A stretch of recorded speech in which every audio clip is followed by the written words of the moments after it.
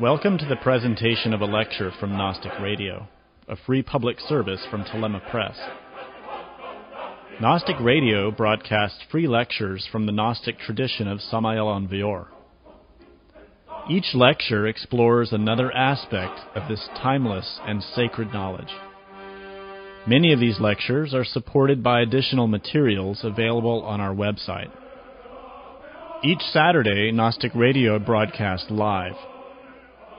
The live lecture is accompanied by an anonymous chat session, allowing listeners to read additional explanations related to the lecture and providing an opportunity to ask questions of the speaker.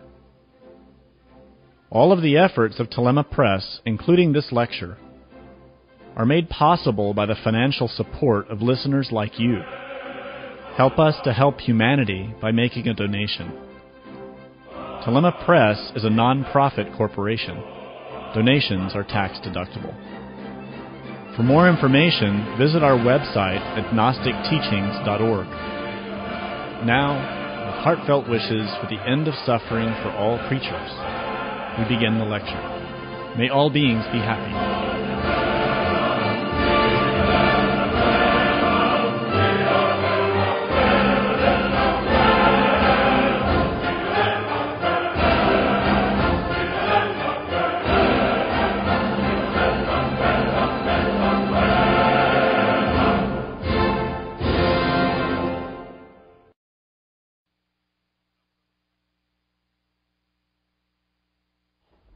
Welcome to today's lecture.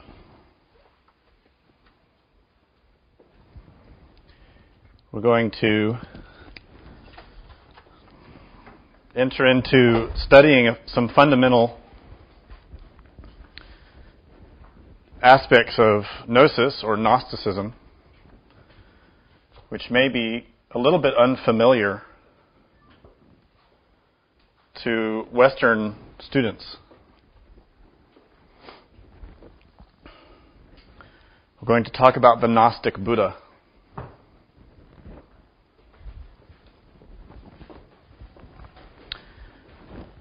And to initiate this discussion, this lecture, I first want to emphasize that there are many variations, many varieties of Buddhism, many threads of that teaching which emerged after the appearance of the historical figure that we're going to discuss today. And as such, you might find contradictions. And I offer apologies to those who are scholars of Buddhism or who are well-versed in one tradition or another, because you may discover that much of what we discuss today will be unfamiliar to you. And I would remind you of one of the central facets of the Buddha's original teaching, which is that the monk, the student, the disciple, should always keep his bowl turned upright and empty. In other words, the mind should remain receptive, empty, with the ability to receive new information and new understanding at all times.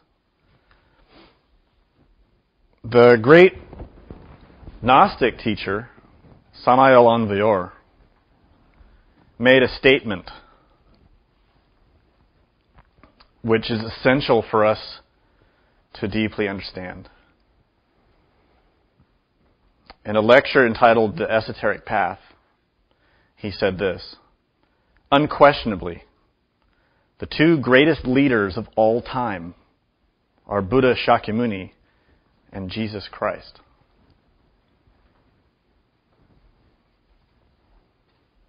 Of course, Western students will be more or less familiar with the story of Jesus.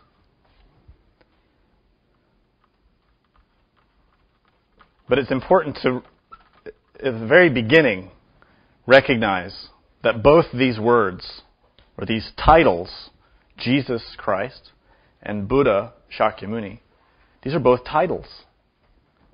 They're not personal names. These aren't names given at birth. These are titles that are earned. And in their depth, they have comparable or complementary meanings. Buddha Shakyamuni and Jesus Christ.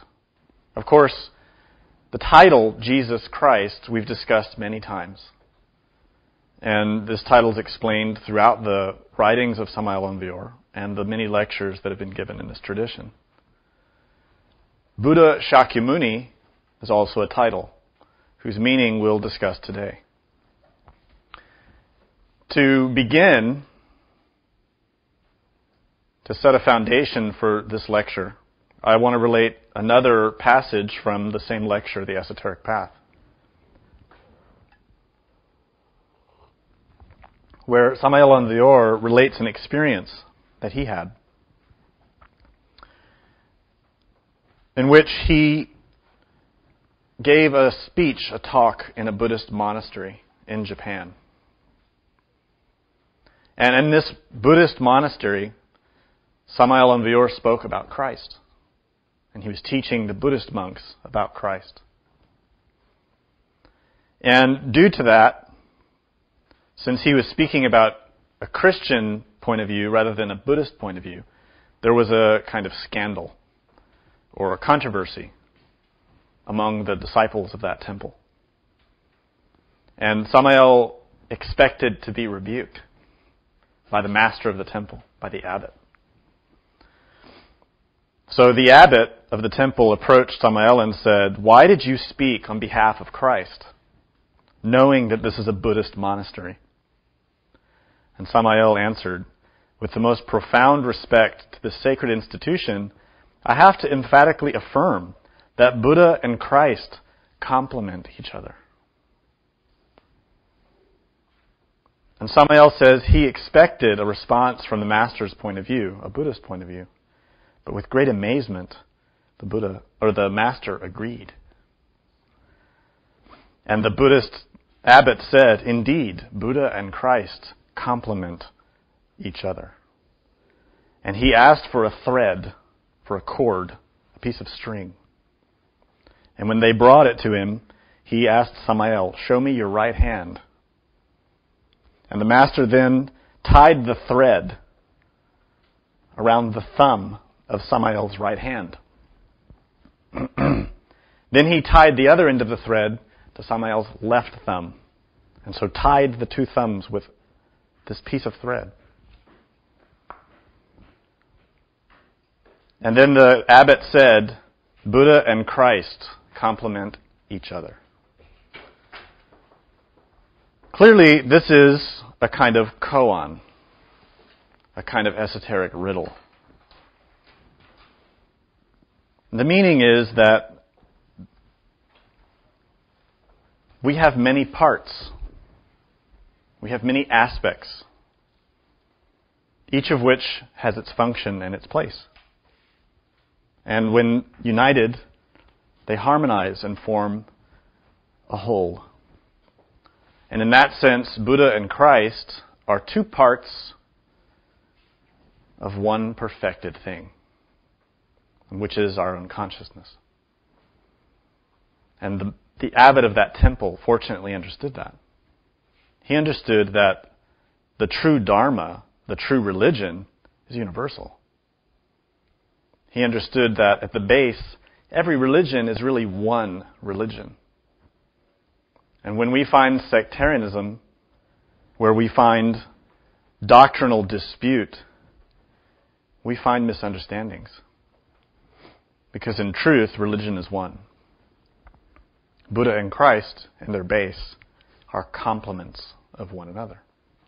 And yet, they are distinct. Of course, in Gnosis, we discuss the Christ in every lecture. The understanding of Christic energy, the Christic force, the Christ who is not an individual, but is rather a vast intelligence or energy, is something that we penetrate into and comprehend and understand according to our own work. according to our own development. Likewise with the Buddha. The term Buddha is a title. It is a Sanskrit or Pali term, an ancient term, which means awakened one.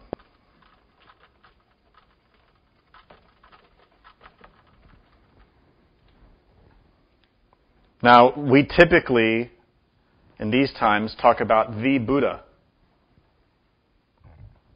which in the exoteric point of view, the common point of view, refers to one particular person, who's also known as Buddha Shakyamuni, or Gautama. But in truth, the name Buddha is a title, in the same way that Christ is a title. Christ is that universal energy at the base of all things, the force that gives life to all existence. But Christ is also a title for any person, any being, who incarnates that energy, who merges and becomes one with that energy, who expresses that. So a Buddha is someone who has incarnated his own inner Buddha. In other words, his own inner spirit who is awake. And this refers to, in the Kabbalah, Chesed, our own spirit. In reality, there are many different kinds of Buddhas. Because again, the term Buddha means awakened one. And we awaken according to certain levels. The consciousness awakens by degrees, according to our work. So when someone is given the title Buddha, it doesn't mean that they enter into a level in which all Buddhas are the same. The first acquisition of that title, when it's given to the inner spirit, the innermost, is just the first level. And of course, if you've studied Gnosis, you know that this is related to Netzach, the mental body. When an initiate has completed the initiation of Netzach, his innermost is called a Buddha. His innermost, his inner spirit becomes a Buddha. But a Buddha of that level. And from there, that initiate has to continue to work to comprehend the mind more deeply, and thereby ascend through different levels of Buddhahood to acquire greater and greater understanding. So from this point of view, we can grasp and understand that there are actually millions of Buddhas. Really, every star is the expression of a Buddha. Every star in the sky.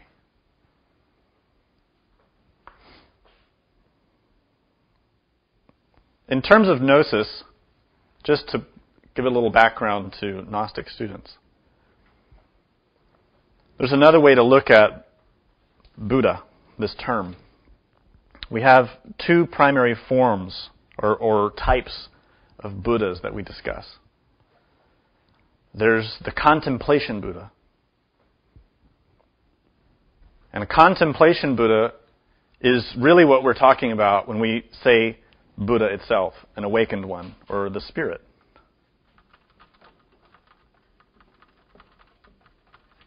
And this refers to what in classical Hinduism would be called Atman, or Chesed. This is the seventh sephira on the Tree of Life. This is our inner spirit. Our inner spirit becomes that contemplation Buddha when the acquisition of that initiation occurs. And then we also have a manifestation Buddha.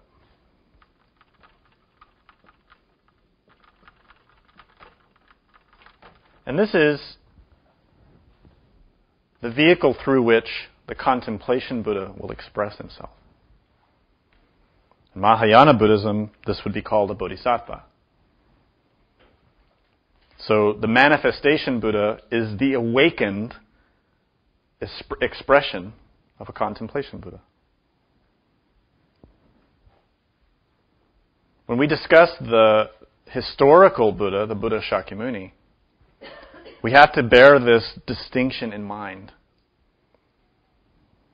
And this is because the historical Buddha, the physical entity, the physical person, was a manifestation Buddha. He was an entity, a creature, a being, who acquired a great deal of insight, who taught the Dharma, the teaching. But he did that as an expression of his own inner contemplation Buddha.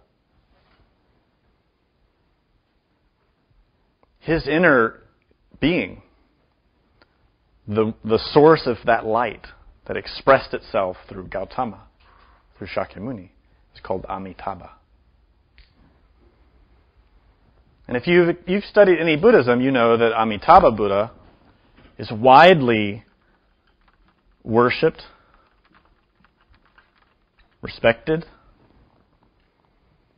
prayed to, especially in Japanese culture, Chinese culture.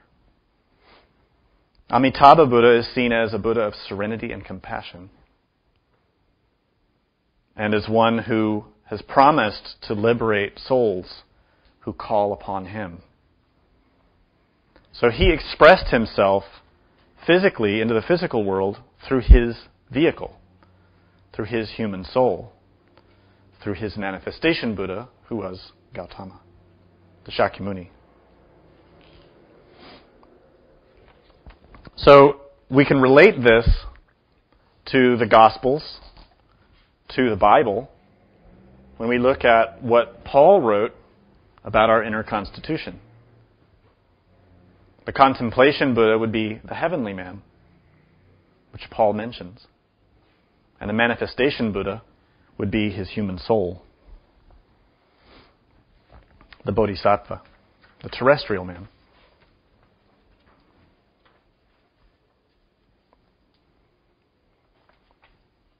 Now, even with this distinction of contemplation and manifestation, there are other important aspects to understand about this term Buddha.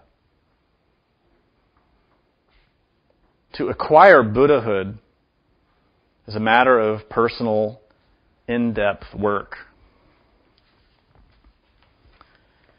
But there are stages of that work. There are levels.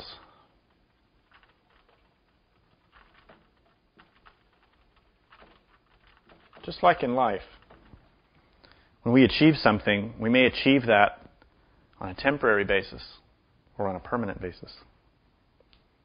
This becomes a particularly tricky thing to grasp when you understand something about the Buddhist teaching. In other words, we could say that there are those who are permanently or firmly established in the state of Buddhahood, and there are those who achieve it in a transitory way, in a temporary way. This will become clearer to you in the course of the lecture today. Now, about Buddhas and about Shakyamuni, the Dalai Lama repeatedly points out a very important facet or aspect of the Buddha for us to grasp. And this is that at one time, the Buddha Shakyamuni was just like us. The Buddha Shakyamuni is not seen as a god or as a deity who's always existed up in heaven. In other words, Buddha was a person, a human being. But because of his observation of the truth of life, the facts of life, he delved deeper and deeper into comprehending that truth. And because of that, he developed a great deal of wisdom. And in the process of that effort, became an awakened one. In other words, he completely awakened his consciousness and was able to perceive directly the truth. So he became a Buddha. But this is not something given by divine right. Nor is it something that he acquired by belief. or by heritage or patrimony or some kind of gift or a boon from the gods. He acquired the state of Buddhahood through work. And that's really the fundamental basis of his teaching. Any person can become a Buddha. Anyone.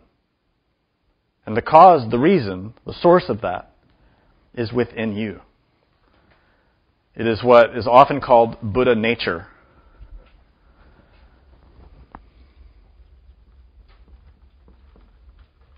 Buddha nature. In Sanskrit is Tathagatagarbha, or the embryo of the Buddha, the seed of the Buddha. In Zen they call this Buddhata. In Gnosis we call it the essence. And this is the little seed of free consciousness that we have. A seed is small. It needs to be developed. And that seed is not developed with beliefs. It's not developed with gifts or just because or by any natural law like evolution. The Buddha nature only grows and emerges with work because of karma, because of cause and effect. Any Buddha is a child of his own deeds. Any Buddha has grown that Buddha nature into a tree, into wisdom. And this is done through a process of self-inspection, self-reflection, self-analysis. Not in an intellectual way, but by utilizing the Buddha nature itself. So, obviously, the first thing that an aspirant towards Buddhahood has to know, what is the Buddha nature? How does one use it? If you remain in the dark about your own Buddha nature, how to taste that, to experience that, to utilize it, then you are not on the path. It's very simple. In order to enter into the path towards becoming an awakened being, a Buddha, you have to work with that Buddha nature. You have to know what that is.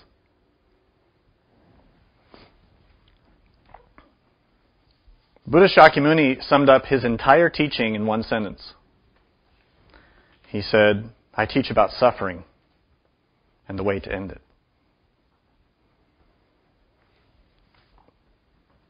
And this is, in its essence, the method of working with the Buddha nature. It's to comprehend our own suffering and to end that. So, in the historical record, and in the many traditions that have sprung up in the wake of this awakened being, there are a lot of varieties. There are many variations. It's difficult to pinpoint his precise date of birth or the precise literal aspects of his life story. And part of the reason is nothing was written down for 500 years. 500 years is a long time. For 500 years after his birth and subsequent death, none of his tradition was written. None of it was preserved except through the oral tradition. And that tradition was very dispersed. It branched out all over India and spread all over Asia. And so it had many variations. Because you know how an oral tradition can be. If you tell something to your friend will tell it to someone else in a little bit different way. And even among disciples of a person like the Buddha, disciples who are working with the consciousness, each will have their own idiosyncrasy, their own level. And so we'll explain that teaching and explain that story in a different way. And gradually, over the period of 500 years, that history, that story, and that teaching changed dramatically. In fact, Samael Aun Weor stated that Gautama, the Buddha, very wisely taught his doctrine, but his doctrine was very much adulterated by his followers. And in fact, you can find in the sutras that the Buddha himself predicted that. In the written sutra, which they started to be written down 500 years after his death, it is recorded there that the Buddha stated within 500 years of his death, his teaching would be unrecognizable. It would be so adulterated. So keep that in mind. As we discuss this teaching today, and as we discuss what is left in his mythology, in his life story, it's just a symbol. It's just the shadow of what really happened. But just like the other great teachers, such as Jesus, Krishna, Moses, we have a form of a life story. But it's a symbolic story. It's an initiatic story, which has been passed down in order to inform disciples, to teach disciples about the path. So the story of the life of Buddha is not a literal story. It may have elements of his literal life, in the same way that the Gospels relate elements of the physical life of Jesus. But they don't tell his actual physical life. They tell an initiatic representation of that life, a teaching story. Nonetheless, historically, it's understood that he was born more or less 500 years before Jesus. So 5 to 600 BC. It's about 2,500 years ago. And he was born in, of course, what is now known as Nepal. His name, Gautama, is his family name.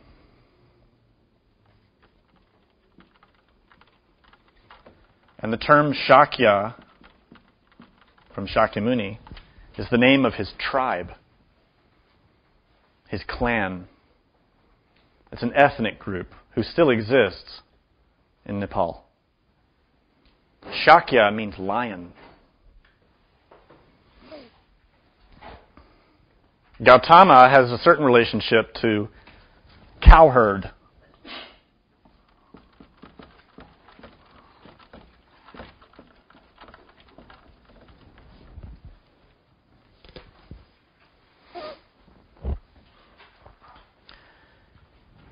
Of course, in these different traditions, the many different traditions of Buddhism, his life story is related in different ways.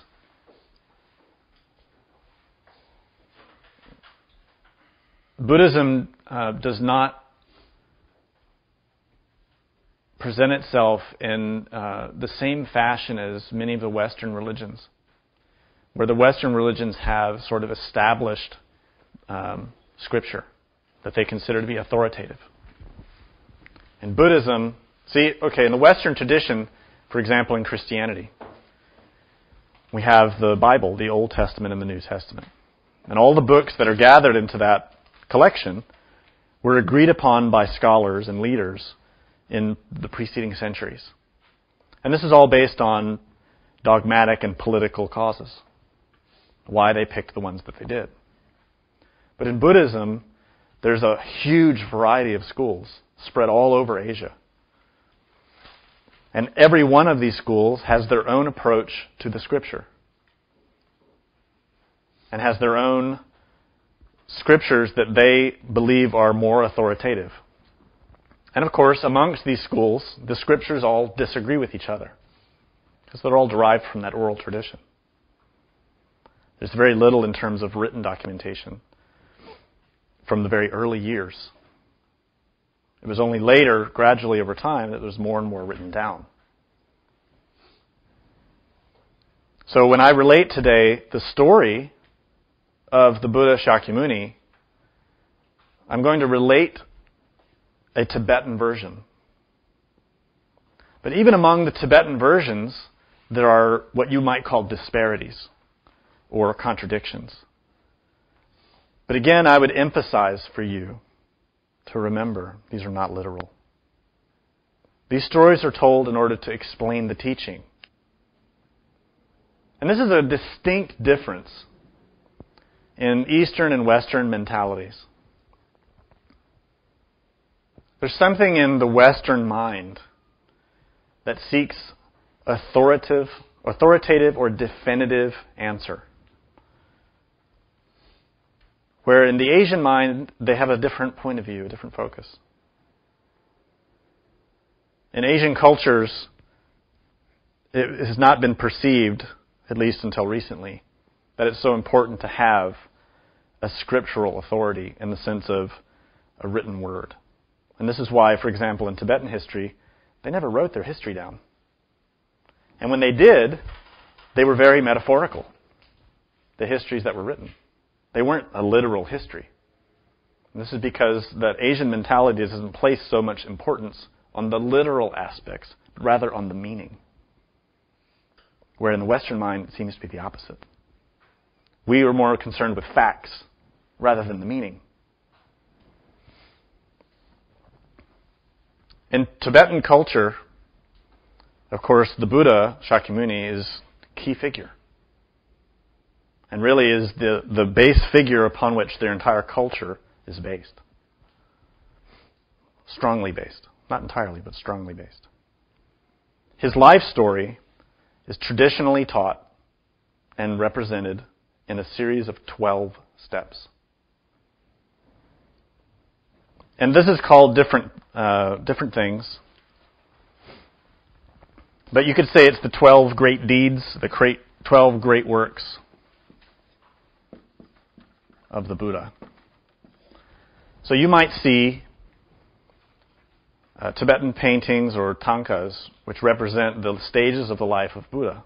And it will have 12 primary points of focus.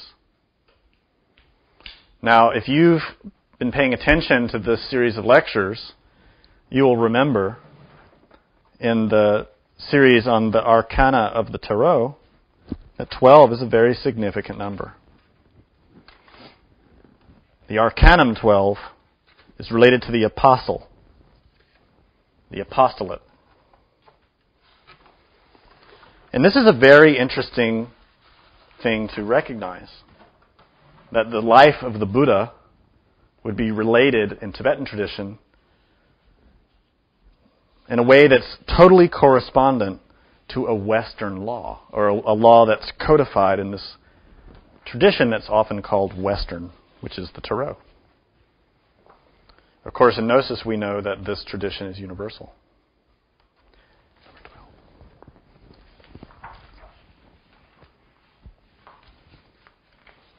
When we look at these 12 steps, it's very important to keep in mind the Arcana of the Tarot, and I'll mention them from time to time. But I invite you to study this, to study the Arcana of the Tarot in relationship to the stages of the Buddha's initiatic life. So there's a direct relation. Step 1 of the Buddha's initiatic life is his promise.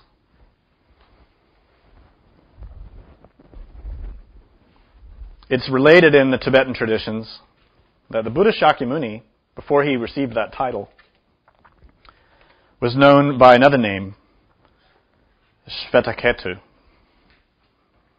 And that's spelled Shvetaketu.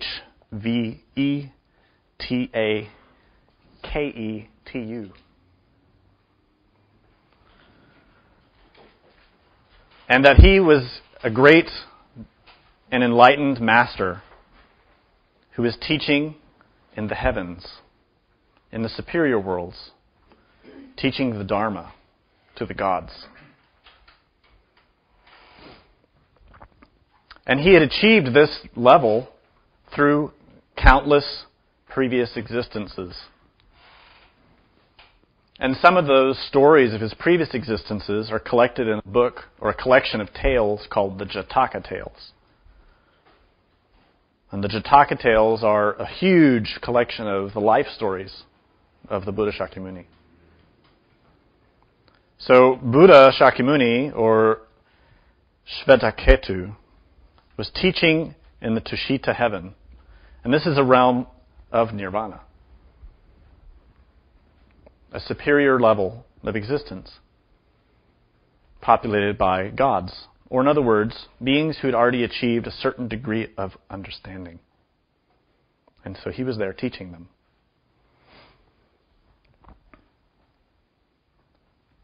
But he became reminded or aware of his promise to return once again to the physical world in order to teach human beings. And he had promised to do this at the time when it was most ripe, at the time when it was most needed.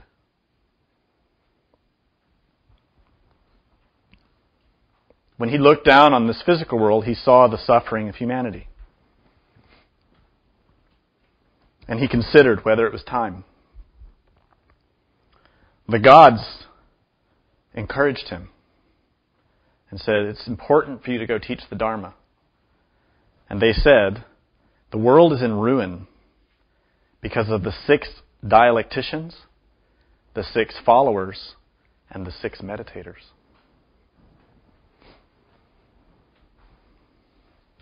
In other words, the world is in ruin because of 666. If you've studied Christianity, you know the significance of this number. But let's go deeper. The gods told him the world is in ruin because of 6 dialecticians. What is a dialectician? It's someone who utilizes a dialectic. Intellect, reasoning. In other words, what the Bible calls scribes. The world is in ruin because of 6 intellectuals. The number 6 and intellectuals. The world is in ruin because of 6 believers. In other words, what the Bible calls Pharisees. And the world is in ruin because of 6 meditators.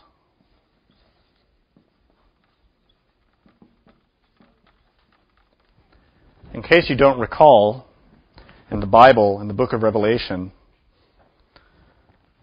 the Antichrist, the great dragon, the cause of suffering, is identified as having the value of 666.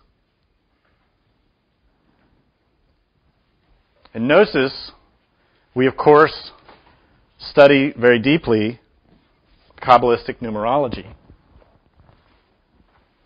And the number 6 figures significantly in the life of the Buddha and also in the Bible. The Arcanum 6 is the Arcanum Indecision, which represents in its image an initiate standing between 2 women, a virgin and a whore. In other words, 2 aspects of the Divine Mother. 2 aspects of Maya.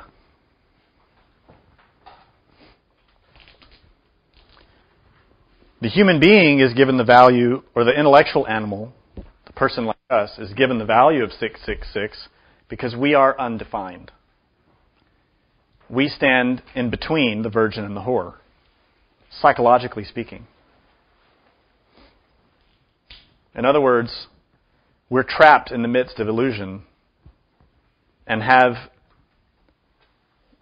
the necessity of choosing the virgin or the whore. Truth or illusion? Desire or liberation? So when the gods tell the Buddha that the world is in ruin because of the 666, they're saying the world is in ruin because of the ego. And how the ego utilizes the intellect through being dialectician, through being too intellectual,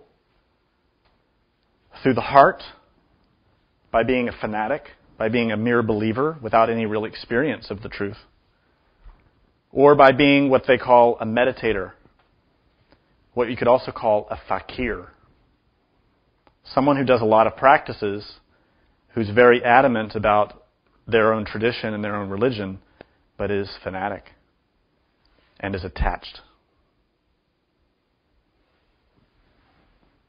In each of these examples, what we're seeing is a fundamental aspect of Gnostic psychology, which indicates that we all have a kind of psychological predisposition related to one of these three brains. Some of us are more intellectual by nature, some of us are more emotional, and some of us are more instinctive. The gods told Buddha, the world is in ruin because of these three types of people. In the Bible, this is called the Tower of Babel. These are the three inferior types of people. The Buddha recognized this and made the decision to manifest, to consciously incarnate. In other words, the contemplation Buddha, the inner master, the inner spirit, chose the time, date, place, and circumstances of his birth and projected himself into nature in order to help humanity. So we arrive then at step number 2. This is Queen Maya's dream, is the way it's often called.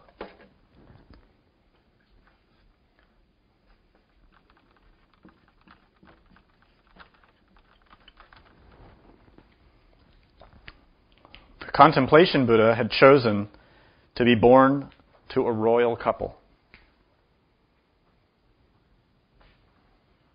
And this again is in a region which nowadays is known as Nepal, near the Himalaya. To be born in the clan of the Shakya. And the mother that was chosen was named Maya. She's often called Mahamaya or Maya Devi. This word Maya is just the name of the goddess. Any goddess in Hinduism is Maya.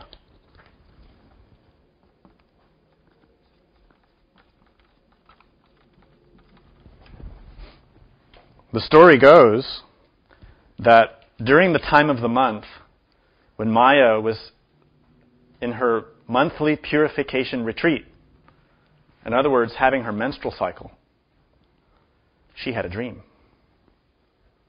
And in this dream, a great white elephant came from heaven and entered into her womb.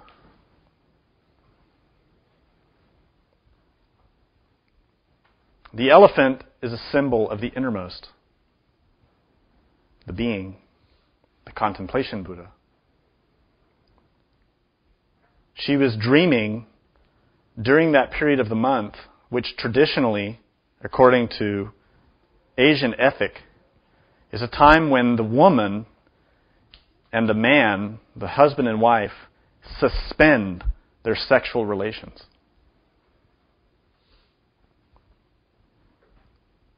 And it's also stated in the tradition that the king and queen did not have a child. In other words, Maya was virgin.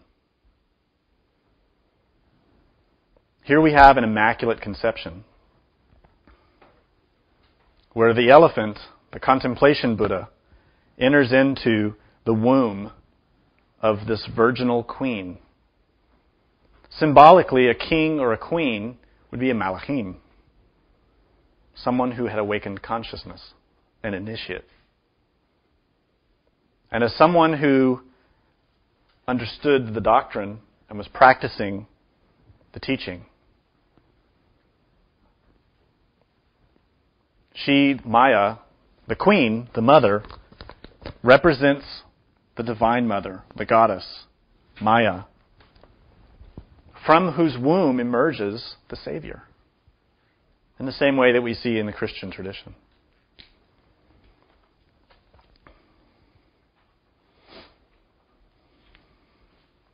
This title of Maya literally means appearance.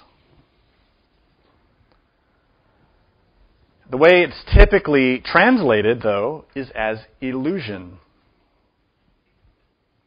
And Western scholars have somewhat misconstrued the meaning of this word Maya as being something that's always negative, where it's not. Maya is the name of the Divine Mother. But the Divine Mother has many aspects. When we look back to this Arcanum 6, we see two women on either side of the initiate. Really, these are two aspects of the Divine Mother, the pure and the impure. We have the pure Divine Mother, who is the truth, who is virgin. And then we have the Divine Mother, within whose arms rests humanity, which is defiled. She still loves them, but she is a defiled mother. She is impure. Normally, when Western scholars discuss Maya, they're discussing the impure mother, the mother of illusion, deception, deceit. But be clear in your understanding of the word Maya. It does not always mean that. The term Maya is actually a title for the wife of Shiva, who's also known as Shakti. Shiva could not exist without Maya, without his spouse. And this combination of male-female, Shiva, Shakti, is the basis of existence. It's also interesting to note the word Maya is also the name of an entire population in Latin America. And they also worshiped the goddess.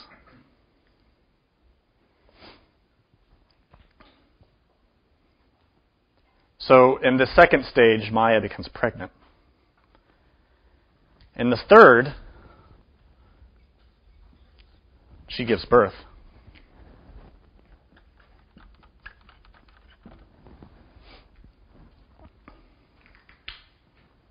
Now, to step back for one moment, if you remember, if you look at the arcana of the Tarot, the second and third both represent aspects of the Divine Mother.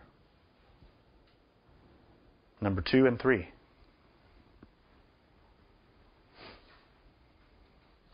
And the third, of course, the third arcanum, this is the arcanum related to how the Divine Mother manifests, produces, creates. And the number 3 is the law of creation. And of course, in the third stage of the Buddha's life, the Buddha manifests. The Buddha is actually born.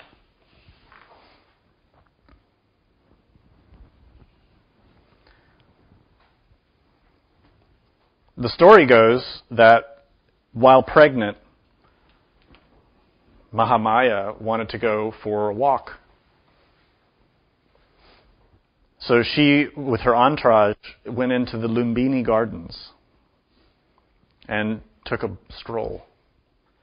But as she approached a tree, she felt at that moment that she was going to give birth. And in order to steady herself, she reached up with her right hand and grabbed the tree. And at that moment, the Buddha emerged from her right side. She gave birth through her side. This is, of course, a Kabbalistic symbol. Firstly, because she grabs a hold of the tree of life. She grasps that to give her her foundation with her right hand, which symbolizes present action, right action.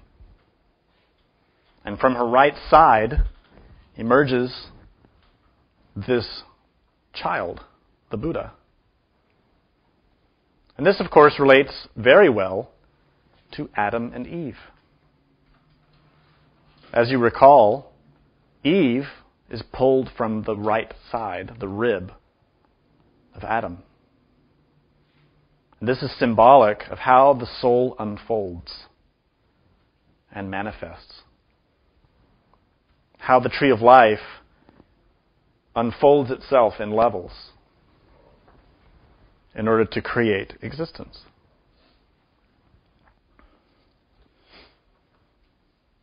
Now, present at this birth were many of the Hindu gods, Indra, Brahma, and many others. So if you see paintings of the moment of birth, you'll see gods there assisting, receiving the child, bathing the child, holding parasols, and assisting in general, the whole process. What's important about that is that in Asian or Hindu tradition, they very much believe in cleanliness.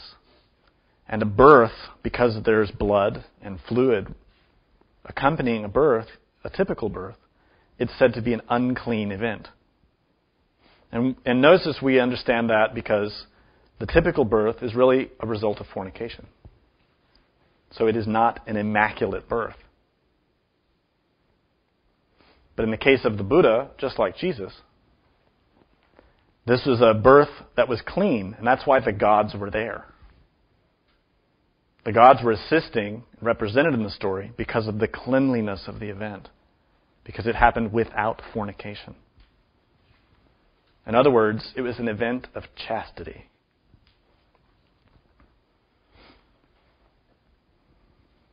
Now, of course, at this moment, there were many miracles that happened in the region. And because of all the miracles, there was a great rain, which ended some troubles for the local people. And there were many other births in the region, many children, many animals were born. His father named him Siddhartha. And Siddhartha means accomplisher of aims.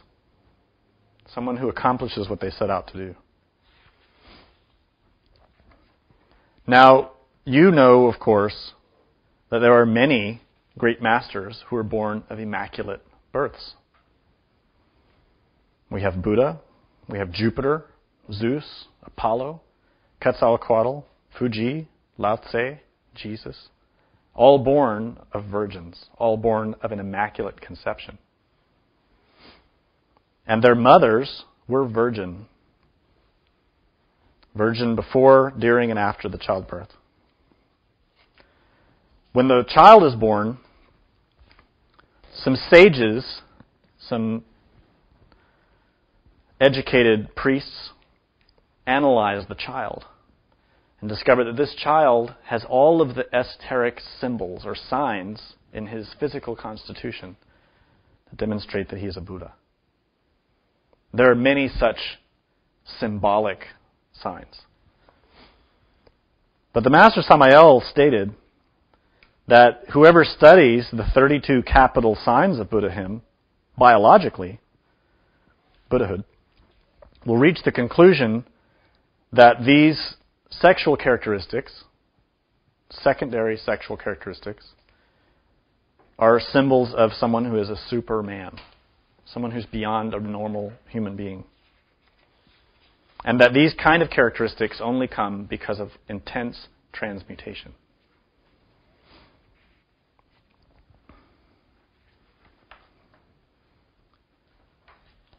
The fourth stage is his youth.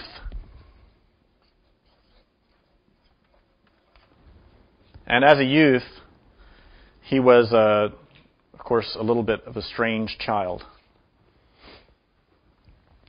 Now, it's stated that shortly after his birth, either right after or 7 days after, his mother died. This is also symbolic. This is a symbolic gesture indicating that her work was complete. This is a mystical death. She was, and in turn, the child was raised by her sister and nursemaids. And of course, as the child of a king, he was given all the best. Riches, luxury, protection, education.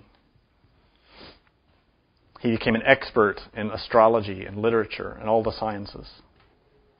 And there are many stories about his childhood which demonstrate his supernatural powers, his supernatural abilities.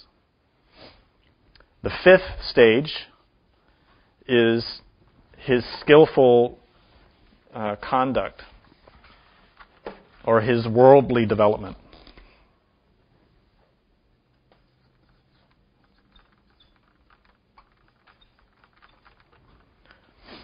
It's at this stage that, as a young man, about 16, it was time for him to marry. And when he came of age, he had to prove himself. There was, in some versions of the story, it said that there was a lot of doubt about him because he was raised with such a luxurious lifestyle that there was a lot of doubt whether he could be a warrior or a leader or a ruler because he was so isolated. So there were not a lot of offers for other royal families to offer their daughters for him to take a wife. Nonetheless, you'll see different stories about this time when he does great feats in order to demonstrate his abilities. Probably the most famous is an archery contest in which he demonstrates a tremendous skill with a bow. And by that, shows the people that he is a warrior and has the capacity to lead and rule. So he wins his wife, Yashodhara. She's his cousin. And they have a child. The child's name is Rahula. It's interesting that the name of the child means chain or bondage.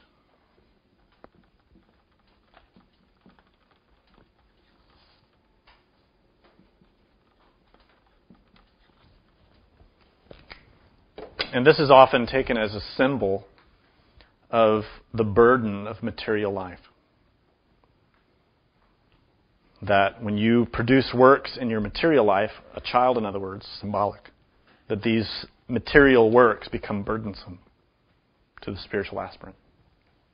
And a child in this sense can represent projects, businesses, any kind of worldly pursuit.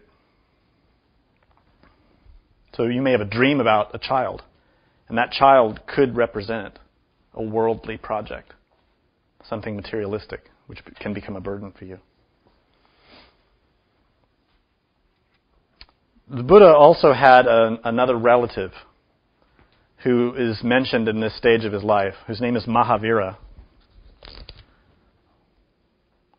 Mahavira is usually said to be a cousin, but sometimes a brother. Mahavira was a competitor,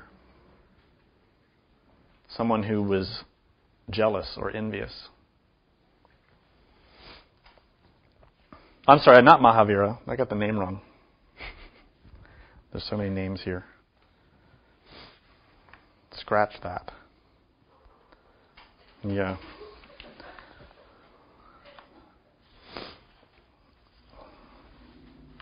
Devadatta is the cousin, the brother.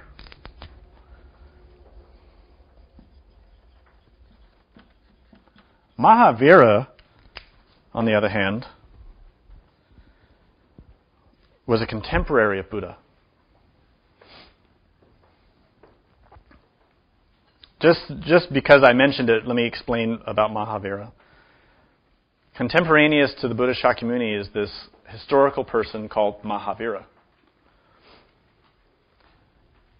Mahavira is widely recognized as one of the important founders of the Jain religion. And if you look at the Jain tradition, it's strikingly similar to Buddhism.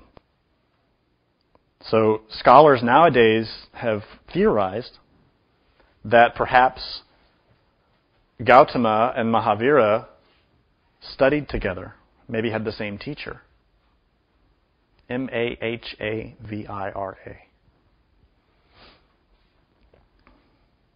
But the Master Samael indicated that Mahavira was to Buddha the way John the Baptist was to Jesus, his precursor, the person who came to announce him, to prepare the way.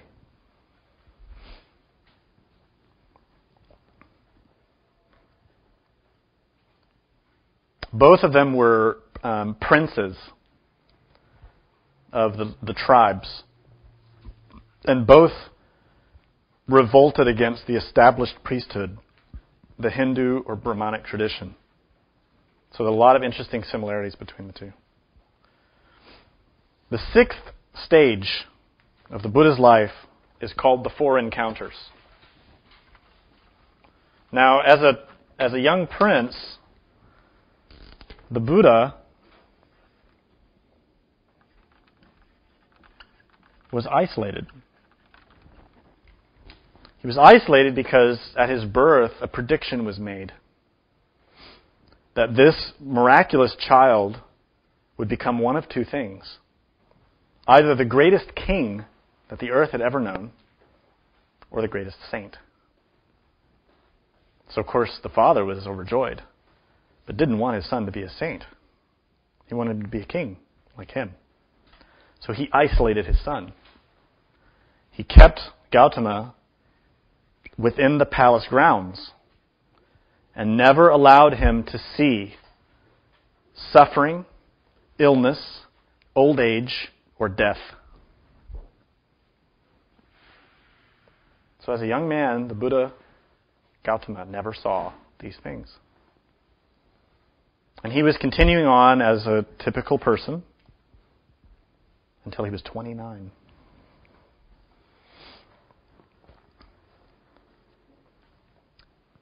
Of course, at this point, the gods who had encouraged him to take birth, to teach the Dharma, to help suffering beings, had no choice but to intervene. One day, the Gautama went for a ride with his charioteer. He got permission to go and tour the city. And the king in advance had cleared out all the old people, all the sick people, all the dying people, all the suffering people. So everybody that was left was not old and was young and happy. So the Gautama began his tour of the city in this context.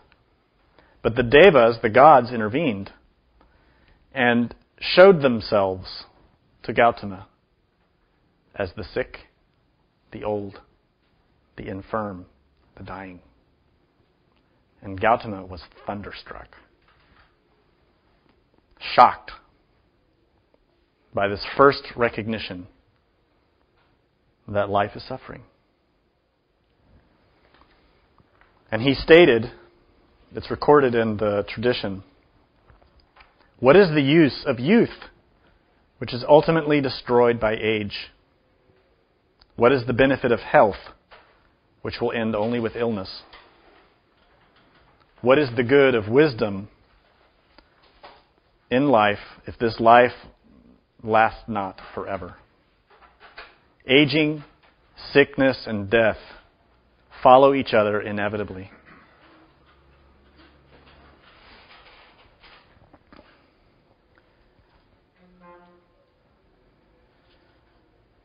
The Arcanum 8,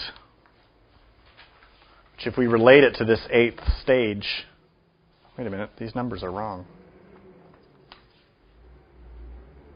No, I'm talking about the sixth. Sorry. 6. The number 6. Of course, we've discussed. indecision. Gautama, in this portion of the story, represents, of course, us. Whether or not we realize it, we are, in a way, kings and queens. Privileged people, in this sense. Because we have a physical body. We have the privilege of having a relative degree of health. We have the privilege of having access to the Dharma. We have many privileges. We have the possibilities to take advantage of life and to use it well. So we are like that prince who had lived in ignorance, enjoying all of his luxuries without care. And really, we are like that. Fortunately, the gods intervene, and the gods will show us the truth of life. When one of our loved ones dies, when someone near us gets very sick, when we lose a child or a loved one. The way we usually take these events is with a great deal of self-pity. We need to learn to emulate the example of the Buddha. To take these events as a stimulus for wisdom, as an opportunity to comprehend something about the nature of existence, to not waste it. When the Buddha observed the suffering of humanity, it arose in him the profound understanding of the futility of terrestrial life, materialistic life, the typical life. And accompanied with that was a sense of renunciation. This is the sixth event, which relates to this sixth arcanum, which is the moment in which we have to choose. Do we remain attracted and identified with the illusions of the horror, Maya, all the materialistic pleasures of life, all of our passions, all of our lust? Or do we renounce that to find the truth Maya, the goddess, the Dharma, our own wisdom mind? Naturally, in the story of the Buddha, he chooses to renounce the Maya of illusion, the Maya of possessions, of luxury, of passion. So then we go to the seventh stage, which is that renunciation.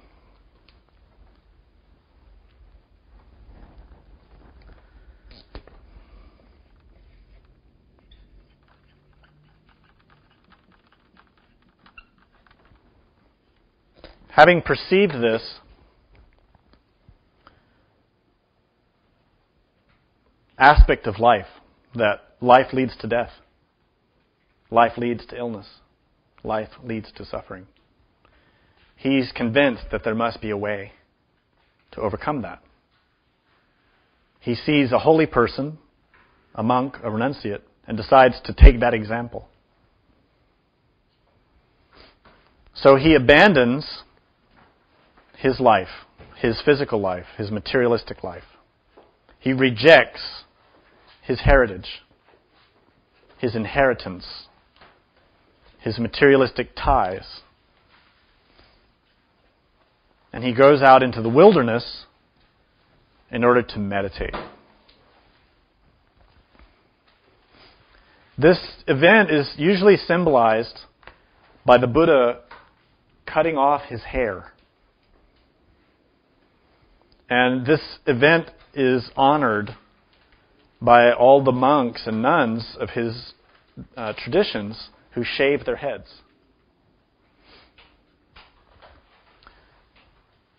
The cutting of the hair is symbolic of cutting ties to materialism. Of course, as a young prince, as a king in training, he had long hair fitted with jewels. He wore a very, very princely royal robe and had all kinds of jewelry and fine things. And he cast all of that off. When he cut his hair, he's usually symbolized as taking that lock and throwing it up into the sky. And the gods take it. And this is a symbol of the renunciation, to give up everything to God. And this relates well to what Jesus told the disciples. To not put your heart into materialistic treasures, but to invest yourself in treasures in heaven. Because those are the only ones that will remain permanent.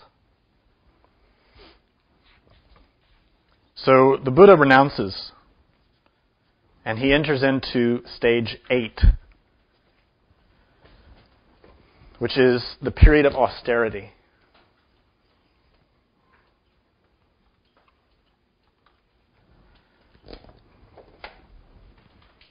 Naturally, we need to refer, of course, to the arcana. The 7th arcana is triumph, which is the chariot, in which the innermost, the contemplation Buddha, commands his vehicle.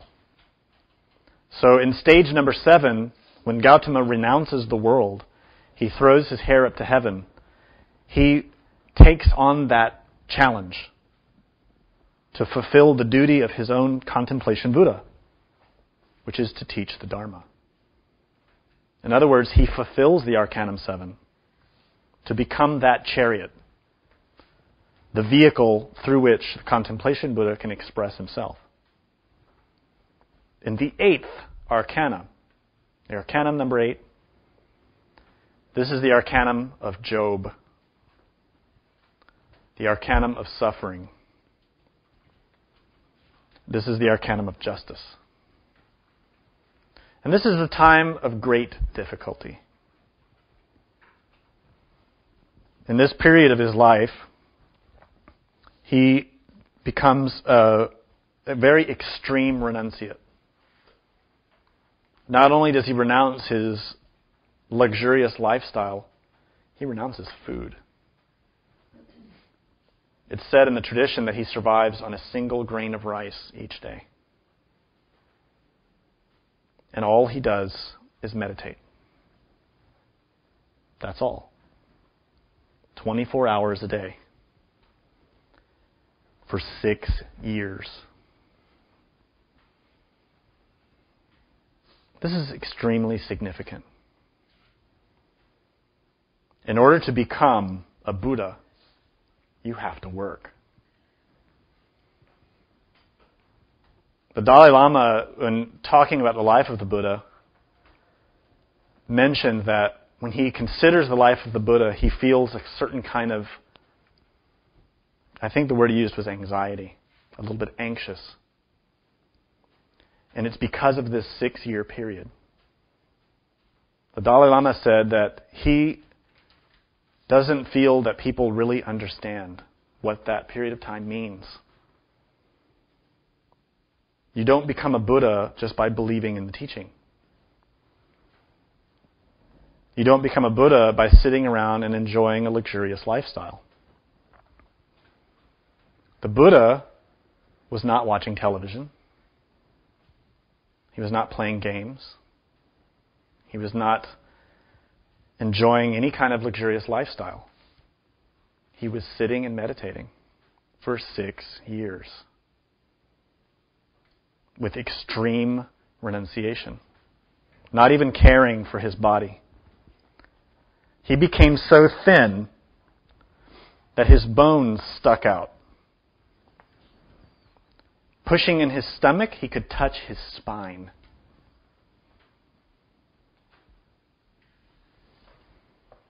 All his hair fell out. His skin withered. And so you'll see images of the Buddha who looks like a skeleton draped with skin. And this is a symbol of his willpower. How much willpower it takes to reach the goal.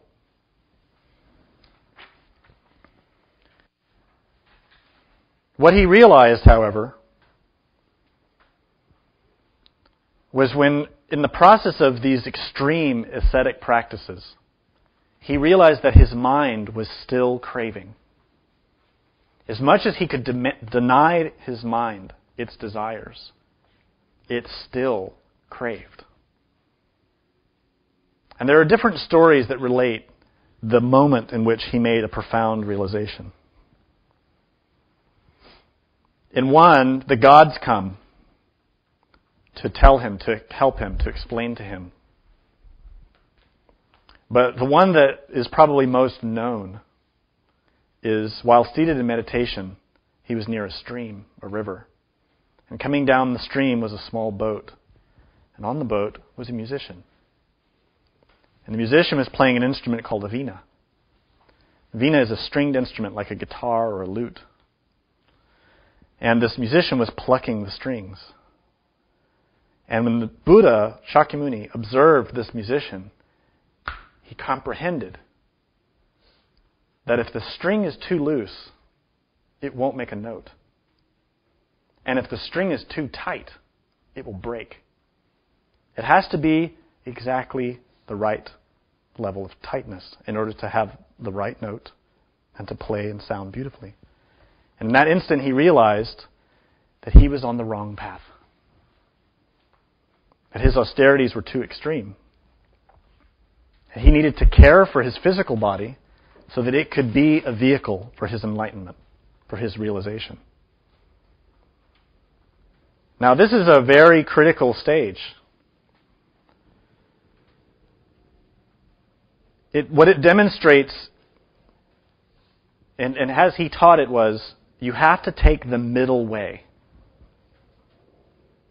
Not to be a victim of the two extremes. And this applies to almost everything in life. He had lived his early life with extreme luxury. And when he renounced that, he went all the way to the other side of the swing of a pendulum into extreme austerity. And what he recognized and demonstrated in his life is that both are harmful. In order to be balanced, you have to stand in the middle, to have equilibrium between these extremes. And so in that moment, a woman appears. I love this part of the story. A woman appears to give him milk. The milk of 1,000 cows. And he takes the milk and drinks it and restores his health and glows with health and beauty. You may remember from other lectures that the cow is sacred as a symbol of the Divine Mother. And the milk of the cow symbolizes Amrita, Soma, ambrosia, the wine of the alchemist, the transmuted waters of life. You may recall the story of how the gods and demons churn the great phallic rod in the ocean of existence by using a serpent. And as they churn that, the waters, the Soma, is churned up, the great oceans of life, the Prakriti. And from that emerge many sacred elements. Of course, that story represents the process of alchemical transmutation, which occurs within the psyche and physiology of an initiate who's working in chastity. One of the items that arises from that sacred water is a cow. The name of that cow is Kamadhenu, which means the wish-fulfilling cow. But Kama means love. It can also mean desire. It can also relate to action. But this wish-fulfilling cow gives forth the nectar of immortality, the Amrita. And this is a woman. So lo and behold, in the life of Buddha, a woman appears to give him the nectar of immortality. And who else is that but his spouse?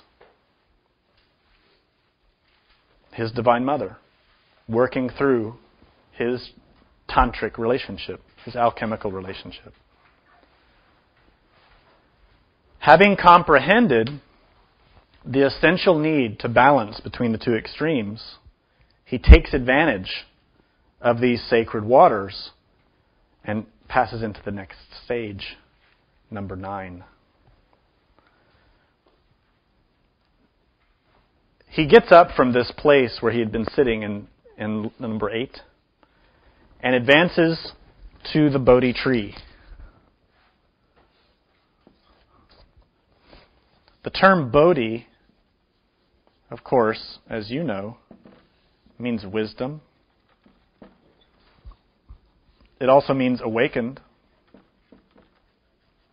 But it also means knowledge. How interesting is it that after the Buddha receives the divine Amrita, the water of immortality, from the woman, he goes to the tree of knowledge.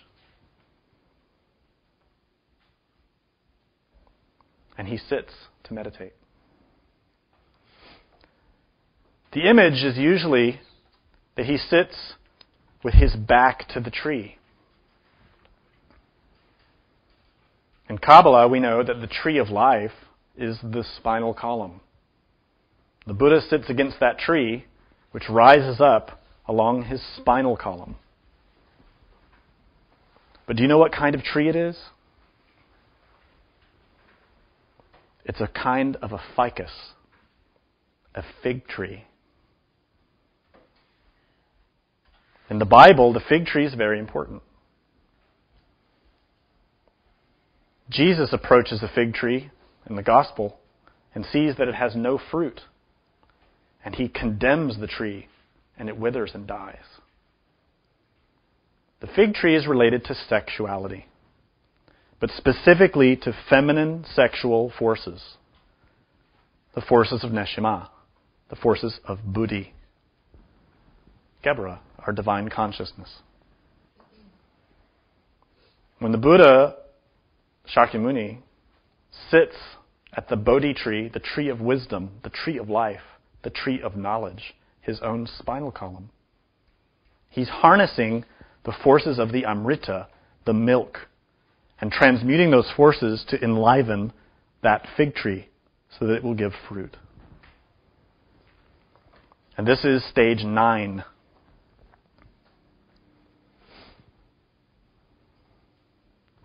The Buddha stays in meditation at the base of this tree for 49 days.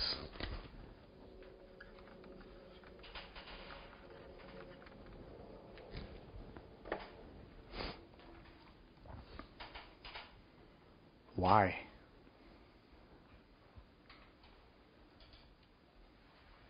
Why 49?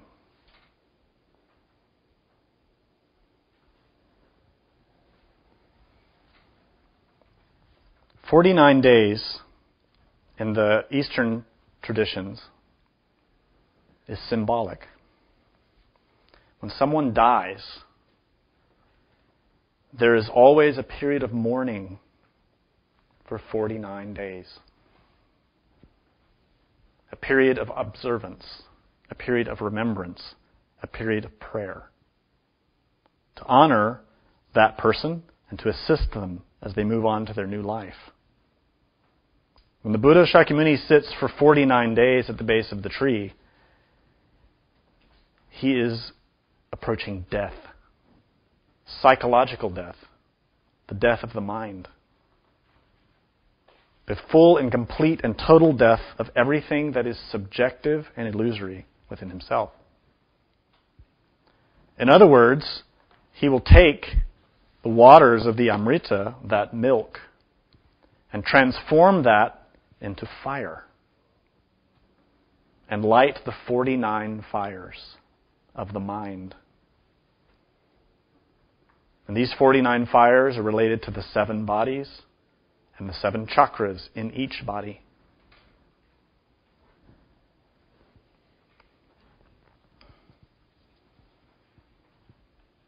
It's said that after 4 weeks of meditating at the Bodhi tree, he was so concentrated, so focused, he didn't realize or didn't care that a great storm was brewing around him.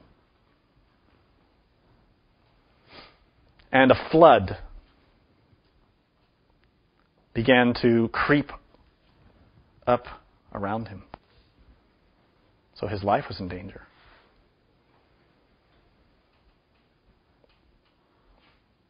But a great king of the elemental kingdom came to assist the Buddha.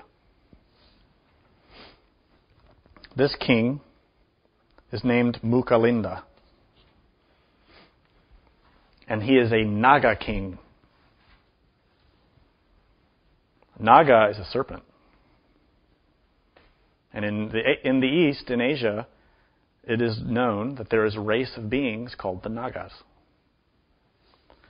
Nagas are usually related to elemental forces, which protect bodies of water, like rivers, lakes, streams.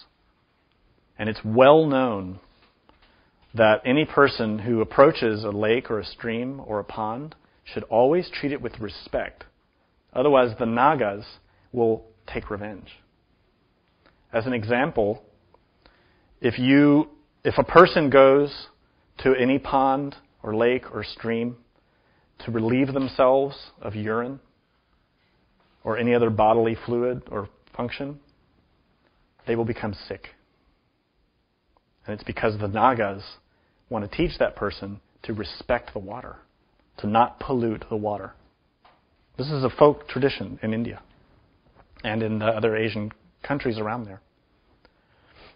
So Mukhalinda recognizes that the Buddha is in danger. And Mukhalinda manifests himself in his serpent form. And he coils himself under the Buddha and raises the Buddha up above the rising floodwaters at the base of the tree. And Mukhalinda also raises himself over the Buddha and manifests himself with 7 heads to act as a shield or an umbrella to protect Buddha from the rain.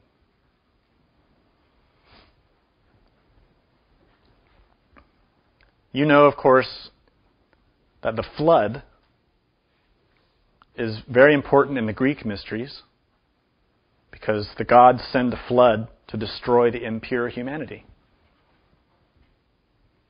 And the flood is also very important in the Babylonian Sumerian mysteries because of the same reason. And the flood is important in the Jewish tradition because of the same reason.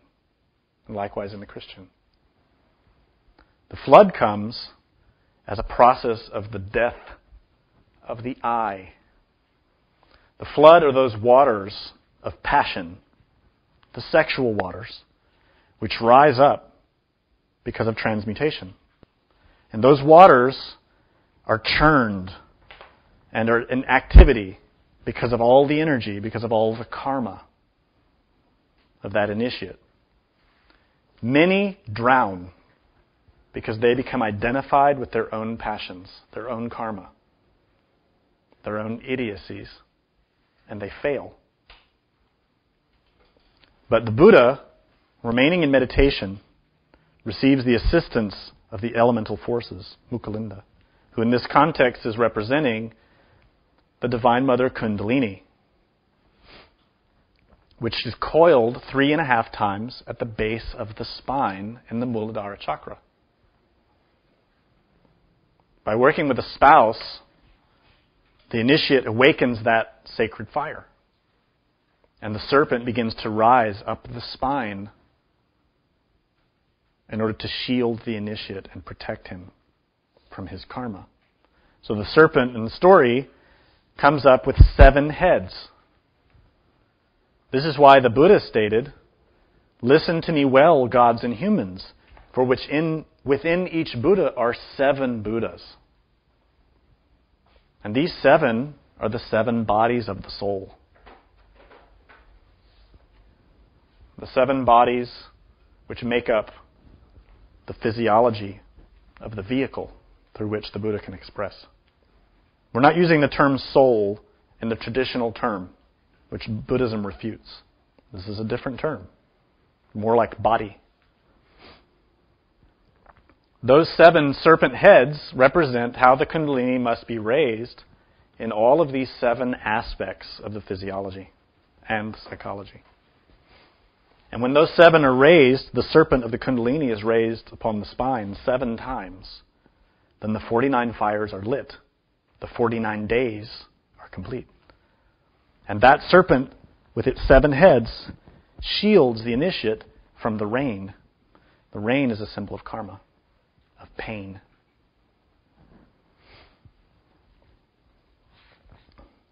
After this happens, the storm, the karmic ordeal, because a storm represents an ordeal, challenges, sufferings, difficulties. The storm passes. And then Mara appears. Mara is a Sanskrit word or Pali word which means destruction. It can also mean murder.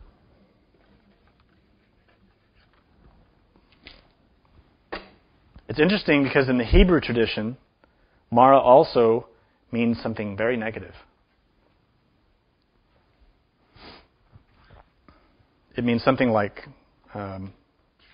mourning, something like that. Bitterness is what it is, right? Mara comes to taunt the Buddha, to make fun of him, to question the Buddha's actions. In the same way that Lucifer tempts Jesus in the wilderness, tempting him with powers, tempting him to show himself, tempting him with wealth. So Mara is, in other words, the dragon of darkness. Lucifer, the tempter.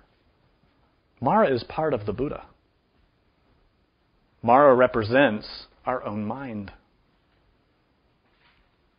All of the egotistical desires within our own mind, which always tempt us away from the right path, from right action. Of course, when the Buddha is so focused on his meditation and on transforming those waters into the pure Amrita, this threatens Mara's power. Mara has the power to utilize desire and sensation in order to hypnotize humanity. So Mara tries many things. He sends his armies of demons against the Buddha. And when they fire their weapons, the arrows approach the Buddha and are transformed into flowers. And when they throw their magical spells against the Buddha and fire and water and wind, they're all transformed into flowers and beautiful fragrances. Why? In Gnosis, we call this the transformation of impressions. This is the capacity that an initiate has to cultivate, to develop, through meditation, through self-observation, through self-remembering, by being awake, by paying attention, by learning how to utilize the consciousness, the Buddha nature, to perceive the inherent truth of any given phenomena. In other words, when the demons, the ego, the karma throws painful elements, the arrows, the fire, the wind, the ordeals of life, criticism, blame, poverty, suffering, wealth. The initiate has to learn how to transform that consciously, to take those harmful elements and comprehend them. This is a work of conscious attention, comprehension. cannot be faked. It cannot be emulated. It cannot be mimicked. You either do it or you don't. The Buddha in this story, in this symbol, is showing how we have to develop this capacity to receive all the impressions of life with a receptive mind which can penetrate the essential truth of any given thing. For example, if someone criticizes us, we have to learn to see that those words have no value. If someone is gossiping about us, we have to see that those words have no value. This requires meditation, because our ego, our mind, cannot do it. Our ego, our mind, is Mara, is the demons of Mara. The Buddha nature has the essential faculty to transform impressions. And we have to grow that. When the demons and all the attacks are failing, Mara sends his 3 beautiful daughters to tempt the Buddha. These 3 daughters in the Buddhist tradition are assigned many different meanings. And sometimes there are also 3 sons. The basic meaning is the same. These are the 3 furies of the Greek mythology. The 3 traitors of Osiris. The 3 traitors of Hiram Abif. The 3 traitors of Moses, of Job. The 3 traitors of Jesus. The 3 traitors of Caesar. The 3 traitors that Dante sees in the 9th level of hell, the 9th circle. Of course, these 3 Maras, these 3 daughters, do what they can to tempt the Buddha. Sometimes they are called the 3 times, past, present, and future. Sometimes they're called desire, fulfillment, and regret. But in synthesis, we can relate them to our 3 brains: intellect, emotion, motor, instinctive, sexual. Because it's through these 3 that we ourselves are tempted by our own desires. We're tempted by reasoning, we're tempted by emotion, and we are tempted by sensation. Of course, the Buddha remains firm in his meditation, controlling his awareness. And he conquers the 3 daughters of Mara. At this point, Mara taunts him once more and says, "What gives you the right? How is it that you have the audacity, the pride to think that you can overcome me?" And the Buddha says, "Listen well. I have not done this only now. I'm at this moment because I've been working for this moment for uncounted ages in all my lives. This is not something that occurs spontaneously." And Mara says, "Who do you have as a witness of that? You could be lying to me." And the Buddha very serenely points to the earth and touches the earth with his finger. So you might see that artwork from time to time. Emerging out of the earth comes the goddess, the Divine Mother. And she says, "I give witness of his truth." So Mara has no choice but to withdraw, conquered.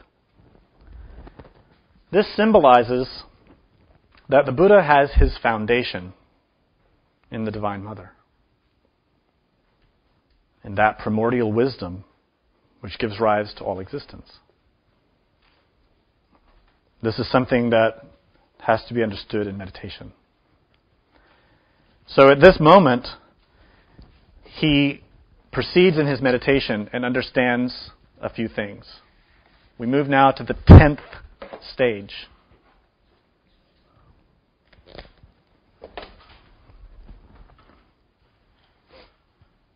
Through the course of this final night,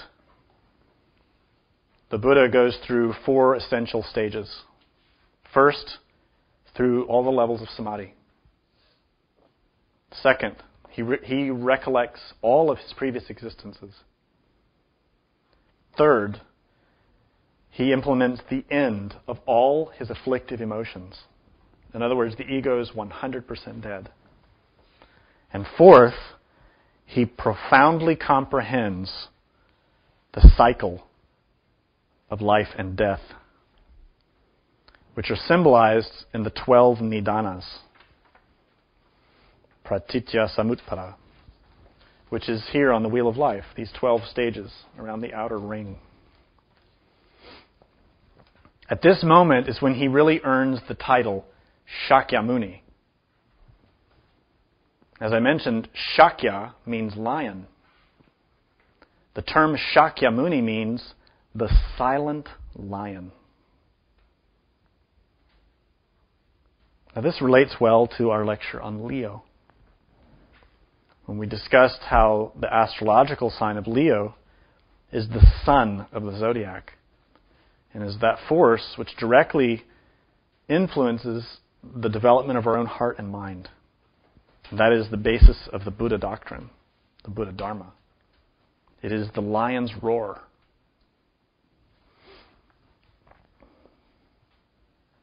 At this point, the Buddha, having realized these profound truths, feels that there's no one who could understand it. So he decides not to teach.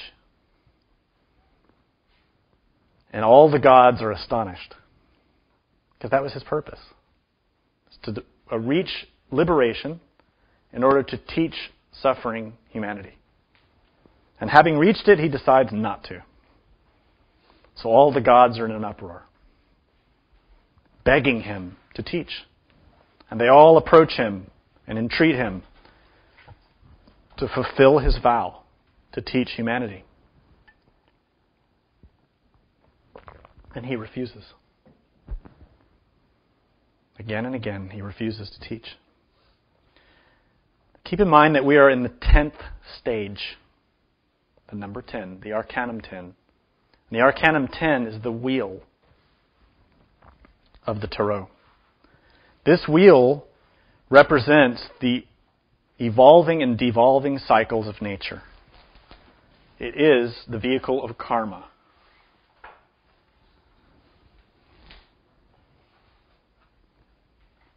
The Buddha refuses to teach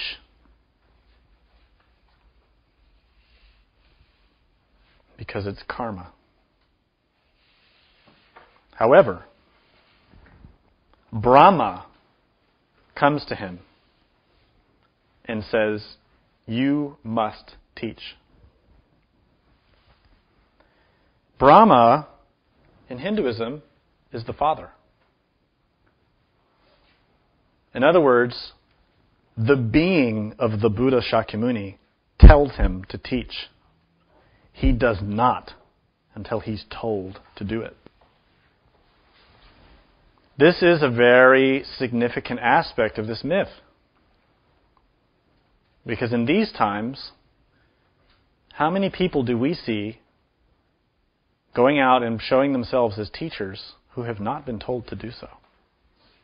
Who may have read a few books, gone to a few retreats, had a few visions, and now proclaim themselves as masters, as Buddhas, and try to gather followers, and try to establish a doctrine.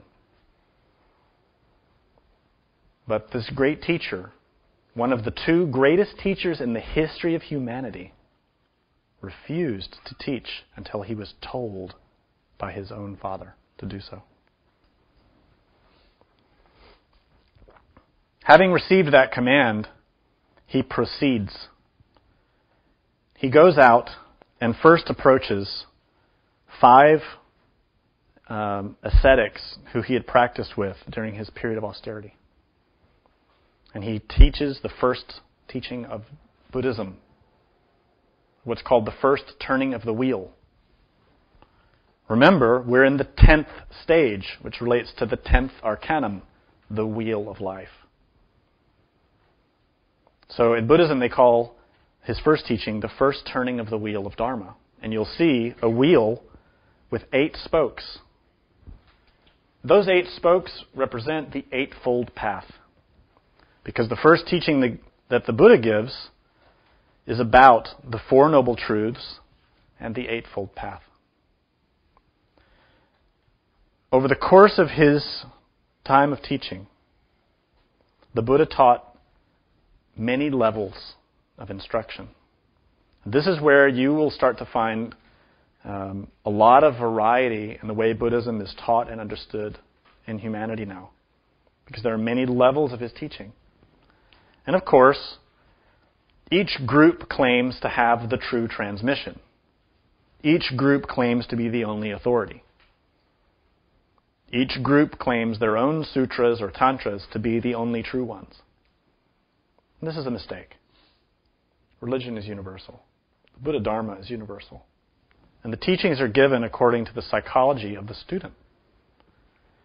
We see then that the Buddha's teaching is organized into 3 primary groups.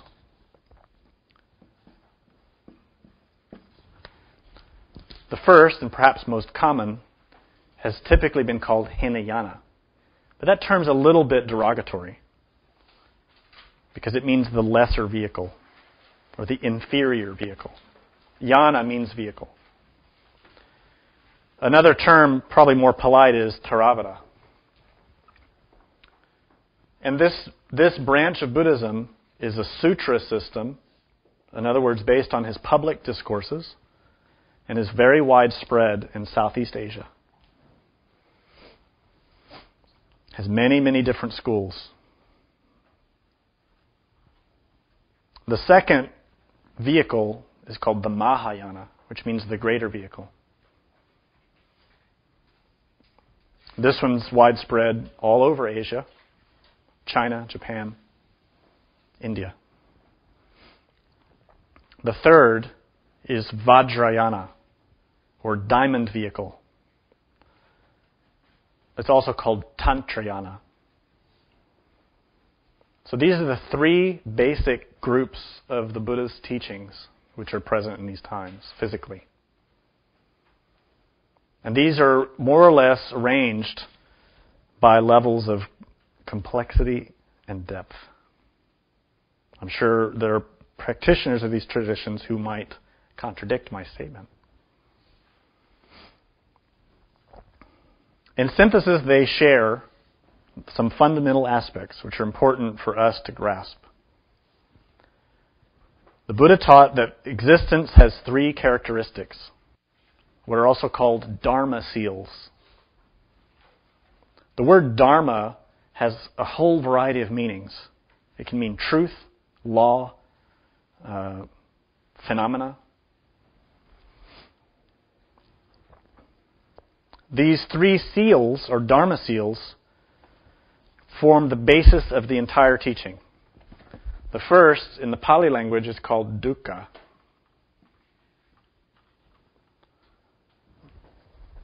It's also in Sanskrit, it's the same word, dukkha.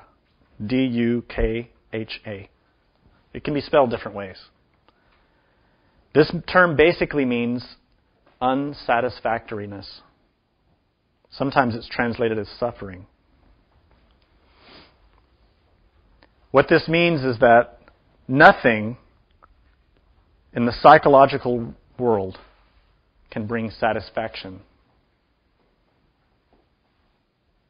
No manifested thing can satisfy craving. The second is called anicca, or anitya, A-N-I-T-Y-A. And this means impermanence.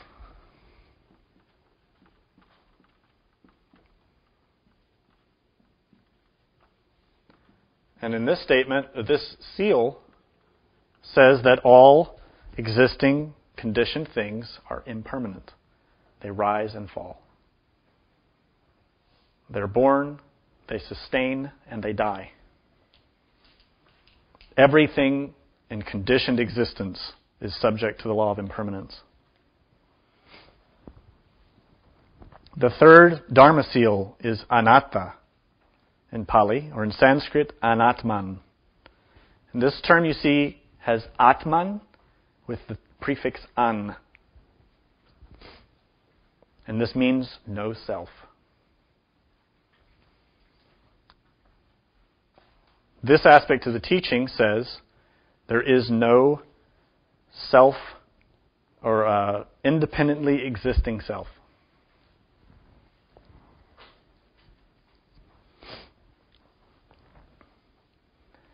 These three Dharma seals are condensed in this statement by the Buddha. Whatever is impermanent is subject to change. Whatever is subject to change is subject to suffering. And it's this comprehensive understanding that provides the basis of real religion. The need for meditation is found when you understand the nature of these three seals. To really comprehend them, you must meditate. The intellect cannot grasp the true meaning of impermanence, unsatisfactoriness, or no self.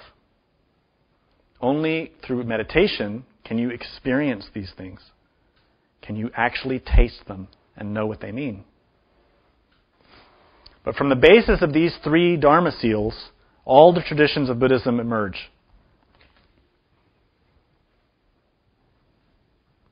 What the Buddha taught is that if all compounded things are in their essence lacking the capacity to satisfy, they are all impermanent.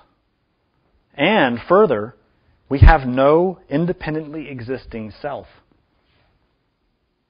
Then all things are suffering. And how do we move beyond that? How do we transcend that?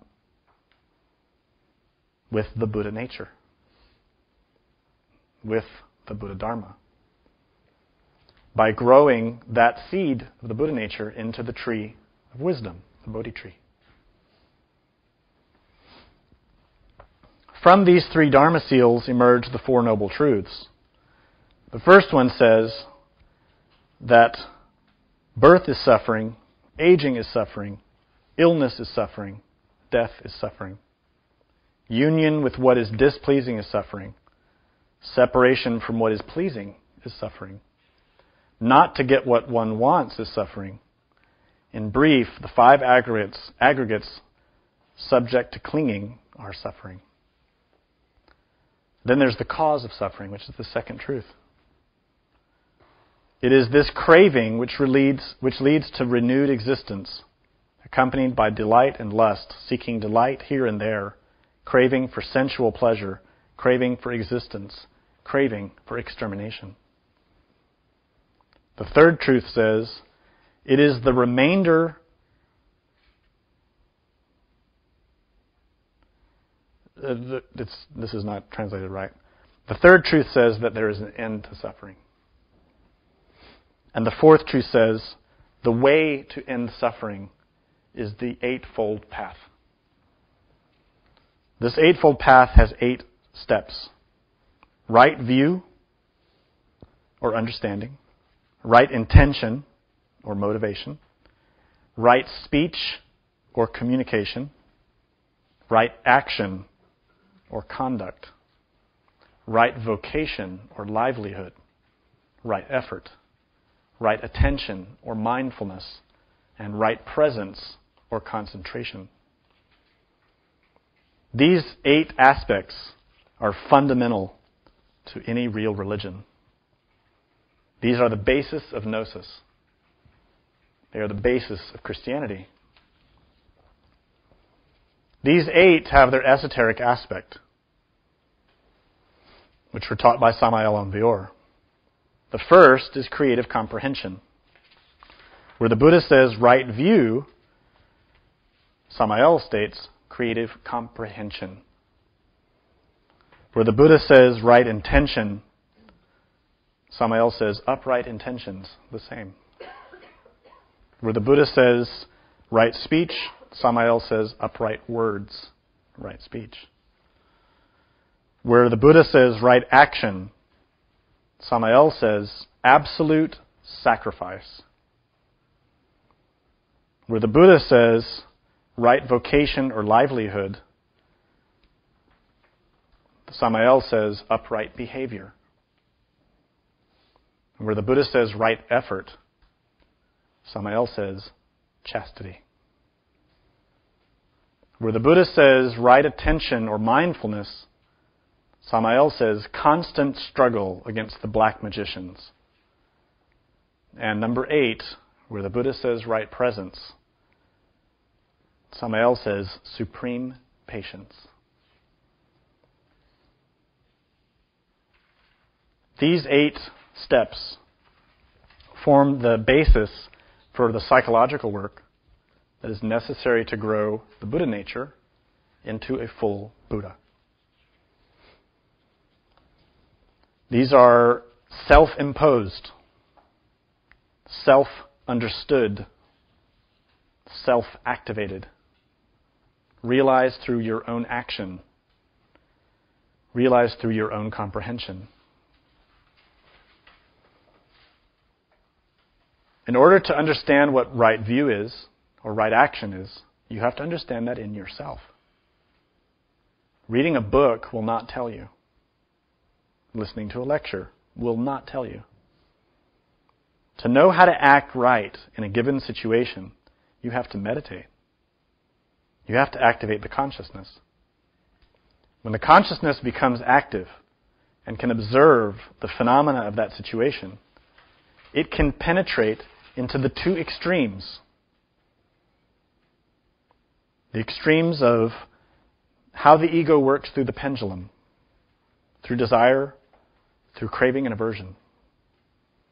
And by comprehending the nature of those extremes, your consciousness can then determine what is the right action to perform.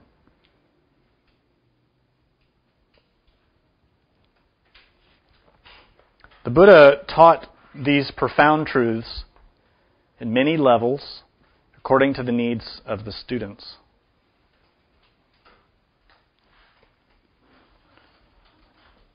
At this point, we move to stage 11 of the Buddha's life. This is where we see the Buddha ascending into the Trayatrimsa heaven. This name literally means the 33. And of course, 33 is very significant in esoteric studies. This is related to the 33rd vertebra on the spinal column. The 33 years of Jesus, the 33 degrees of the Masons. In this moment, the Buddha decides to go and visit his mother, who is in this 33rd heaven. And when he arrives there, you'll see the Buddha in these in paintings of this moment, seated Western style, like the Maitreya. So he goes there to visit his mother, which is symbolic, of course, of his initiatic process.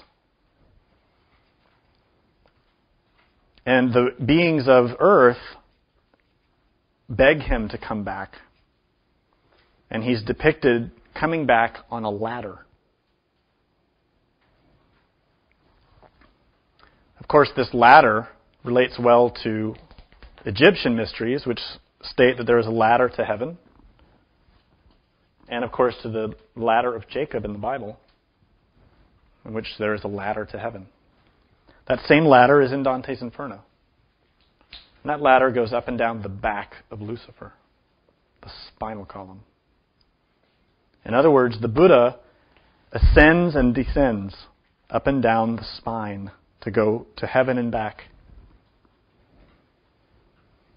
And this is the 11th symbol. What's interesting is, in the 11th arcanum, we have an image of the Divine Mother holding open the mouth of a lion. The card is called Temperance. Buddha is the lion of the Shakya clan. The lion has many symbols. It's a lion of the law. It can represent a master. The lion can also represent our animal passion.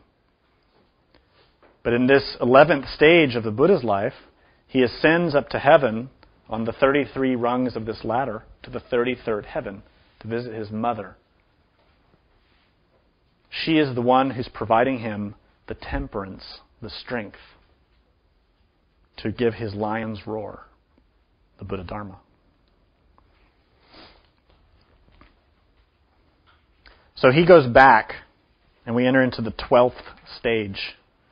The 12th stage of the Buddha's life is called the passage into parinirvana. And in this is where you see symbolized his death.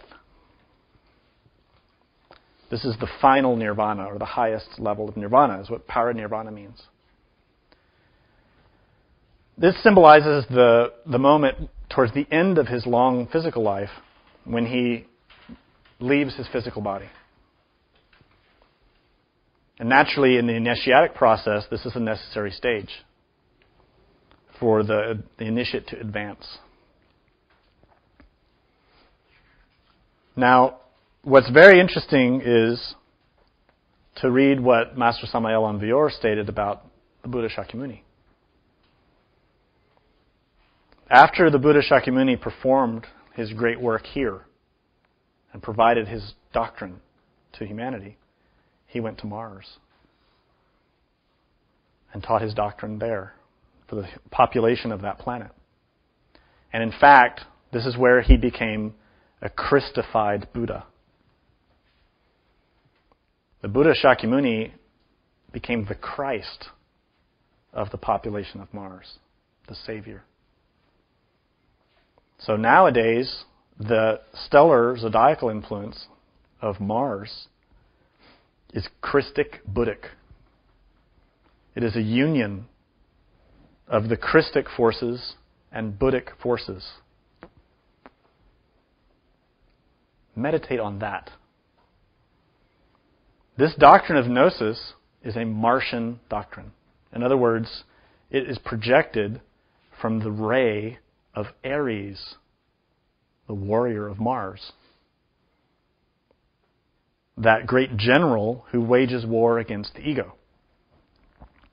But that Martian energy is a combination of the Buddha's doctrine and the Christic doctrine. Not only that, but Samael Aun Weor stated that in the future he will go to Asia in order to accomplish a great mission, to teach humanity the necessity to fuse the Buddhist and Christic teachings. And he says, after all, Gnosis is Christic and Buddhist esotericism integrated. Now, the Buddha Shakyamuni does not just sit up in heaven. The Buddha Shakyamuni is a great bodhisattva. And the term bodhisattva refers to someone who has renounced nirvana for the benefit of humanity. So the Master Samael Aun Weor stated that the Buddha Shakyamuni has had other manifestations in humanity to assist humanity. One of those was about 50 years after the death of the Gautama Buddha, where he came back as, what's the guy's name? Shankaracharya, something like that. He's the great teacher who established Vedanta. But his original teaching was there in order to fuse Hinduism and Buddhism to show that they are the same. And the reason is, first, when the Buddha was teaching in the form of Gautama, he was teaching the doctrine of no self in order to uproot the misled Brahmanic tradition, the Hindu tradition. And when he came back as Shankaracharya, whatever, I can't remember the name. It's kind of a complicated name. When he came back, Shankaracharya, yeah, something like that. He came in order to demonstrate that Buddhism and Hinduism are really one. Nowadays, the Vedanta tradition is once again confused. But the Buddha Gautama came again as Tsongkhapa. Tsongkhapa was the great reformer in the Tibetan tradition. Tsongkhapa was the great teacher who came in order to reestablish the Buddha's doctrine after it had fallen into decline in Tibet. And his student became the first Dalai Lama. So Tsongkhapa is credited with establishing that lineage of the Dalai Lamas. But Samael Aun Weor states that Tsongkhapa is an embodiment, an incarnation of Buddha Shakyamuni. What does that mean? That means a Gnostic student should study the works of Tsongkhapa. The Gnostic student should study the Buddhist doctrine.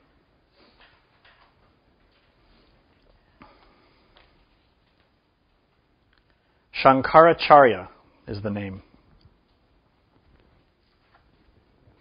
And he established the Advaita Vedanta philosophy.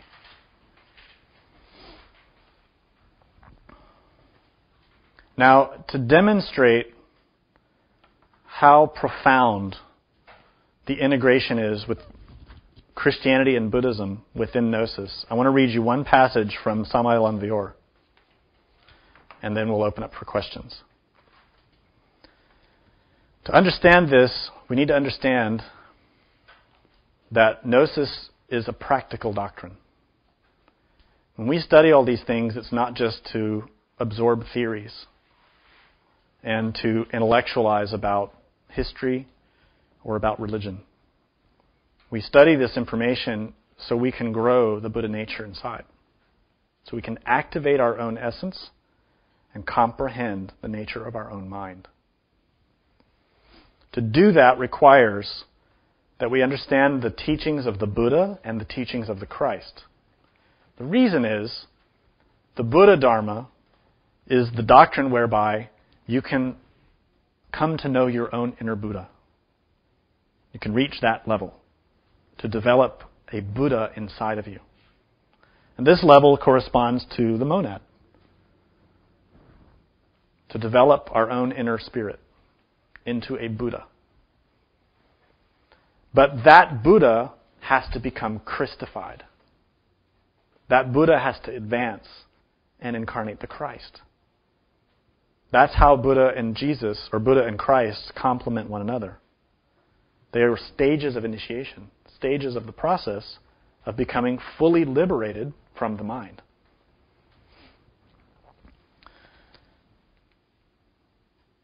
To do that, we have to perform certain things. We have 3 factors which provide the basis of our teaching. These are birth, death, and sacrifice. These 3 are perfectly represented in the life of the Buddha. And if you look at his 12 stages, they are the apostle, the 12th arcanum. And the meaning of that arcanum is sacrifice. To sacrifice for others.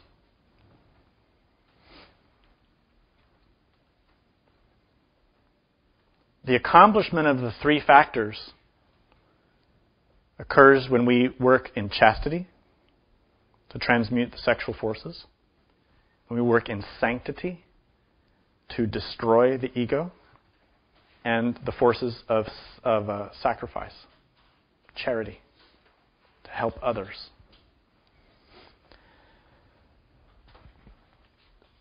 The ultimate goal of this comprehension, the fusion of these 3 factors, is found in this statement made by Samael Aun Weor. It is only possible to arrive at the experience of reality when all thought has stopped.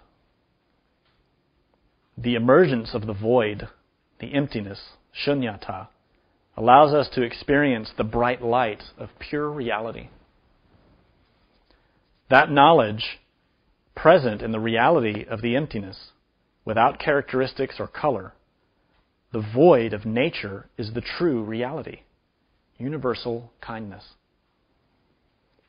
Your intelligence, whose true nature is the emptiness, which should not be seen as the void of nothing, but as your very intelligence without shackles, brilliant, universal, and happy, is the consciousness, the universal wise Buddha. Your own void conscience and brilliant and joyful intelligence are inseparable. Its union is the Dharmakaya, the state of perfect illumination. Your own brilliant consciousness, empty and inseparable from the great body of splendor, does not have a birth or death, and is the immutable light, Amitabha Buddha. This knowledge is enough. To recognize the emptiness of your own intelligence as the state of Buddha and consider it as your own consciousness is to continue on the divine spirit of Buddha. Keep your intellect calm without being distracted during meditation. Forget that you are in meditation. Do not think that you are meditating, because when one thinks that he's meditating, this thought is enough to disturb the meditation. Your mind should become empty in order to experience what is real. Any questions?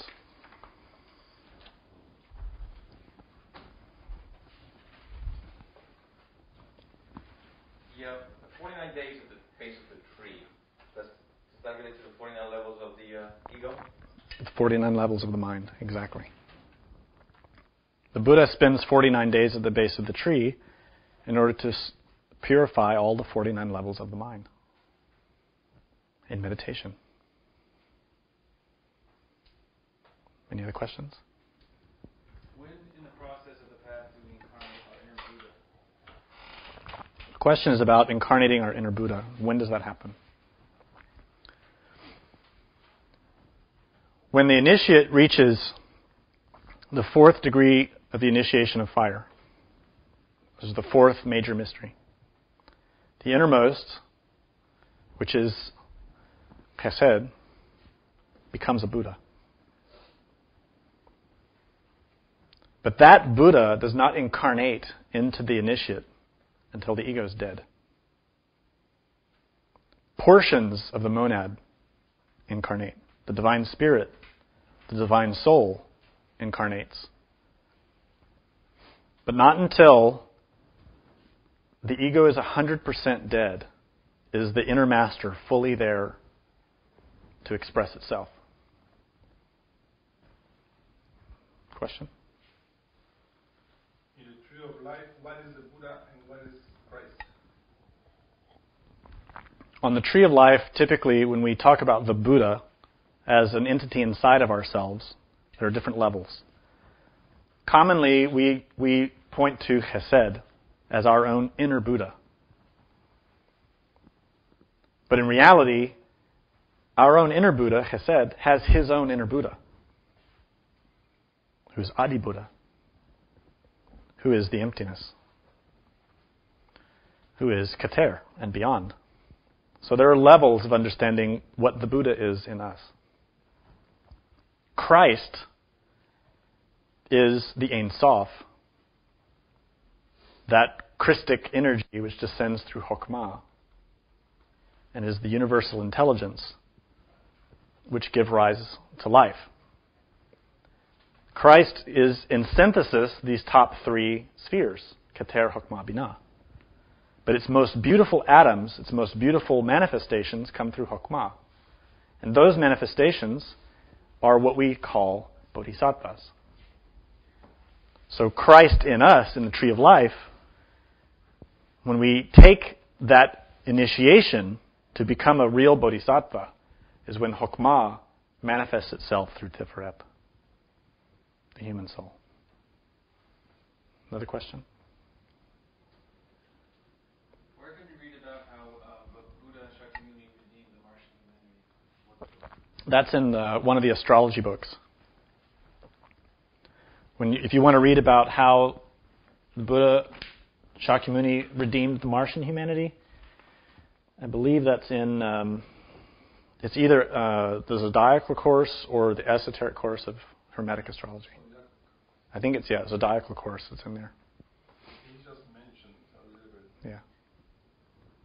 Would it be good to go on Samadhi and everything that's here? Yeah, it's been suggested that it's just mentioned in that chapter, and if you really want to know about it, go into Samadhi. This is true. Yes. Are the 12 steps related to the labors of Hercules? The question is, are the 12 steps related to the 12 labors of Hercules? Well, they are in the sense that the number 12 is an organizing principle in the same way that we have 12 apostles. We have 12 zodiacal signs, 12 labors of Hercules. But they're not directly related. The 12 labors of Hercules are related to the works of the second and third mountains, where the 12 stages of the Buddha's life are related to much more than that. They encompass more than just those second and third mountains. Is there another question? What is the purpose of when we go through the period of austerity? Mm-hmm. Does he have to see the extreme to know the middle? Right. Does he have to know evil to know the middle? Right. The question is about, is it necessary to experience the period of austerities, those extremes, in order to understand them? The symbol in the context of the life of the Buddha is there to represent the extremes of our own existence and how our own mind tends to work in this kind of pendulum of extremes. My own understanding is that it's not necessary for us to become an extreme ascetic in order to understand that that is not necessary. Some people do. Some people enter into that until they understand that. But you don't have to experience in your physical life those kind of austerities in order to understand that they're not necessary. You can understand that in meditation. In the same way, you don't have to, commit a crime in order to understand that that crime is wrong. But in terms of karma, we all have latent tendencies which push us to one side of an extreme or another. And oftentimes, because we're so ignorant, we don't grasp the futility of our activities on one extreme or another until we have that kind of experience. So, for example, you may be reacting in a very strong way to someone who's talking to you about something. You might become very offended. And then later realize that that was just your mind. What they were saying was not offensive. It was you reacting and going to this extreme reaction. And you wouldn't have grasped that without the experience of it. So there are cases where, due to our karma and due to our ego, we have to experience certain things. But don't take it like you have to go become an ascetic and deny yourself food in order to comprehend the truth of that. If the water doesn't boil to 100 degrees, that which has to be disintegrated is not disintegrated. Right. That's precisely the extreme, the emotional that has to reach that level, which is that stream, but is placed by your being. Right. So the example is given of, in order for an element to be purified, for example, if you've got impurities in water, you have to boil that water for a period of time in order to destroy those impurities. And the same is true of our mind. What boils the water in us is ordeals, difficulties in life. And the one who gives that to us is our being. But in the story of the Buddha, this is symbolized when Mara comes to attack the Buddha, to present him with all kinds of demons attacking him, all kinds of maidens who are trying to seduce him, all the different situations and challenges that the initiate inevitably has to face in order to overcome their own suffering, to overcome their own mind. That kind of ordeal is a necessity. But that's not self-imposed. That's not us deciding to go and look for those ordeals, to look for those problems. Those are brought by the nature of our own karma under the guidance of the being. This brings up a very interesting point. The Master Samael, in order to help his students to grasp the nature of the psychological work, made the suggestion that you should take a defect, a quality in yourself that you want to change, and work on it for a period of time. And this is a very useful practice in the beginning. But he also states repeatedly that the one who organizes the psychological work is the being. And the being does that by presenting us with ordeals. The student who has sufficient maturity to understand self-observation, self-remembering, and meditation will be given ordeals in accordance with the need. And the being is the one who determines that. In other words, the more mature student doesn't need to pick a defect and work on that. The mature student needs to observe their life and meditate on what's happening every day. Because the being is bringing ordeals every day. And if you're focused exclusively on your one defect, you will miss the work that your being is bringing you every day. So it's not to say that focusing on one defect is wrong. It's useful. But don't become a victim of tunnel vision. Now, the reason I mention this is it's a clear problem for some students who adopt a very intellectual method of analyzing the ego, who intellectualize about the structure of their own ego, who develop a kind of map, a diagram of their ego. And they begin to try to work on the ego from that point of view, intellectually. And that also becomes a belief. They believe they have a certain chief feature. They believe certain egos work in certain ways. This is a limitation, which is self-imposed. In order to really comprehend your ego, to really overcome your karma, you have to have an open mind, without any artifice, without any self-imposed limitation. You can't say to yourself, I know that my main problem is pride. Because it's your pride that's saying that. What you should be doing is observing without thought. Just observing yourself. And whatever ordeals arise in life, you observe it. You analyze it in meditation. And you comprehend the nature of each situation as a matter of course, from ordeal to ordeal, just following the train of events that your being brings into your life. This is the road to real comprehension. And the purpose of doing it in that way is to follow the guidance of the being, the inner Buddha, who works through intuition, who works through spontaneity. The mind, the intellect, cannot fix itself. Only our inner Buddha can guide us to be fixed, to repair our psyche. The nature of how our ego manipulates us is so profound, so strong, that our intellect is very easily fooled. Our emotions are very easily fooled. Our instinct, which sometimes feels like intuition, is very easily fooled. So I mention that so that the students who are trying to approach the psychological work from a sort of rigid intellectual way can let go of that and learn to simply observe themselves and meditate on what they observe and not intellectualize so much. And they'll find that through intuition, the Buddha, inner Buddha, will guide the student. Any other questions? Why did they not write things down in Shakyamuni's time? Well, the question is, why didn't they write things down in Shakyamuni's time? I don't know. I could guess. My suspicion is that as practical meditators and as people who were trying to live a doctrine, the focus was not on a literal word. In the same way that in Asian mentality, they don't look for the literal facts, like the literal year someone was born. Asian culture typically doesn't care. What they care about is the meaning.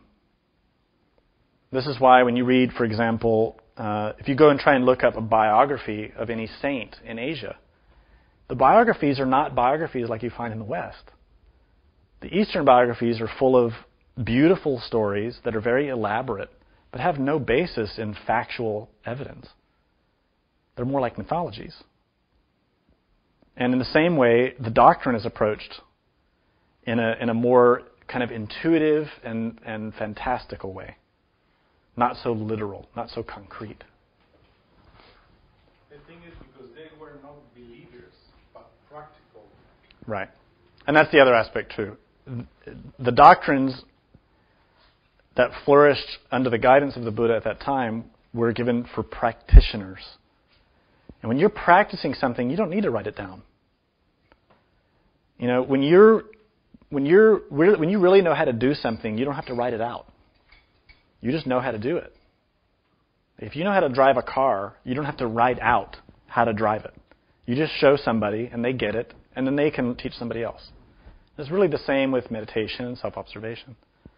The written materials were developed later.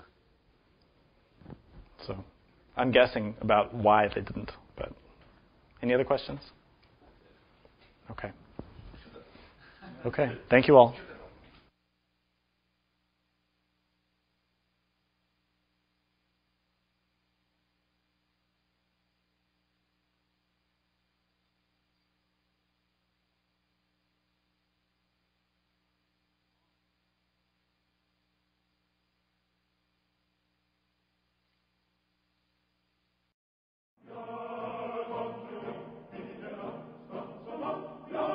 Gnostic Radio is made possible through the financial support of listeners like you. To make a tax-deductible donation, visit our website at gnosticteachings.org.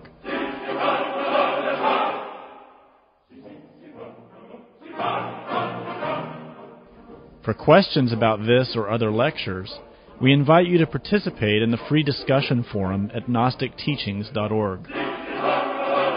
Thank you for your support. May all beings be happy.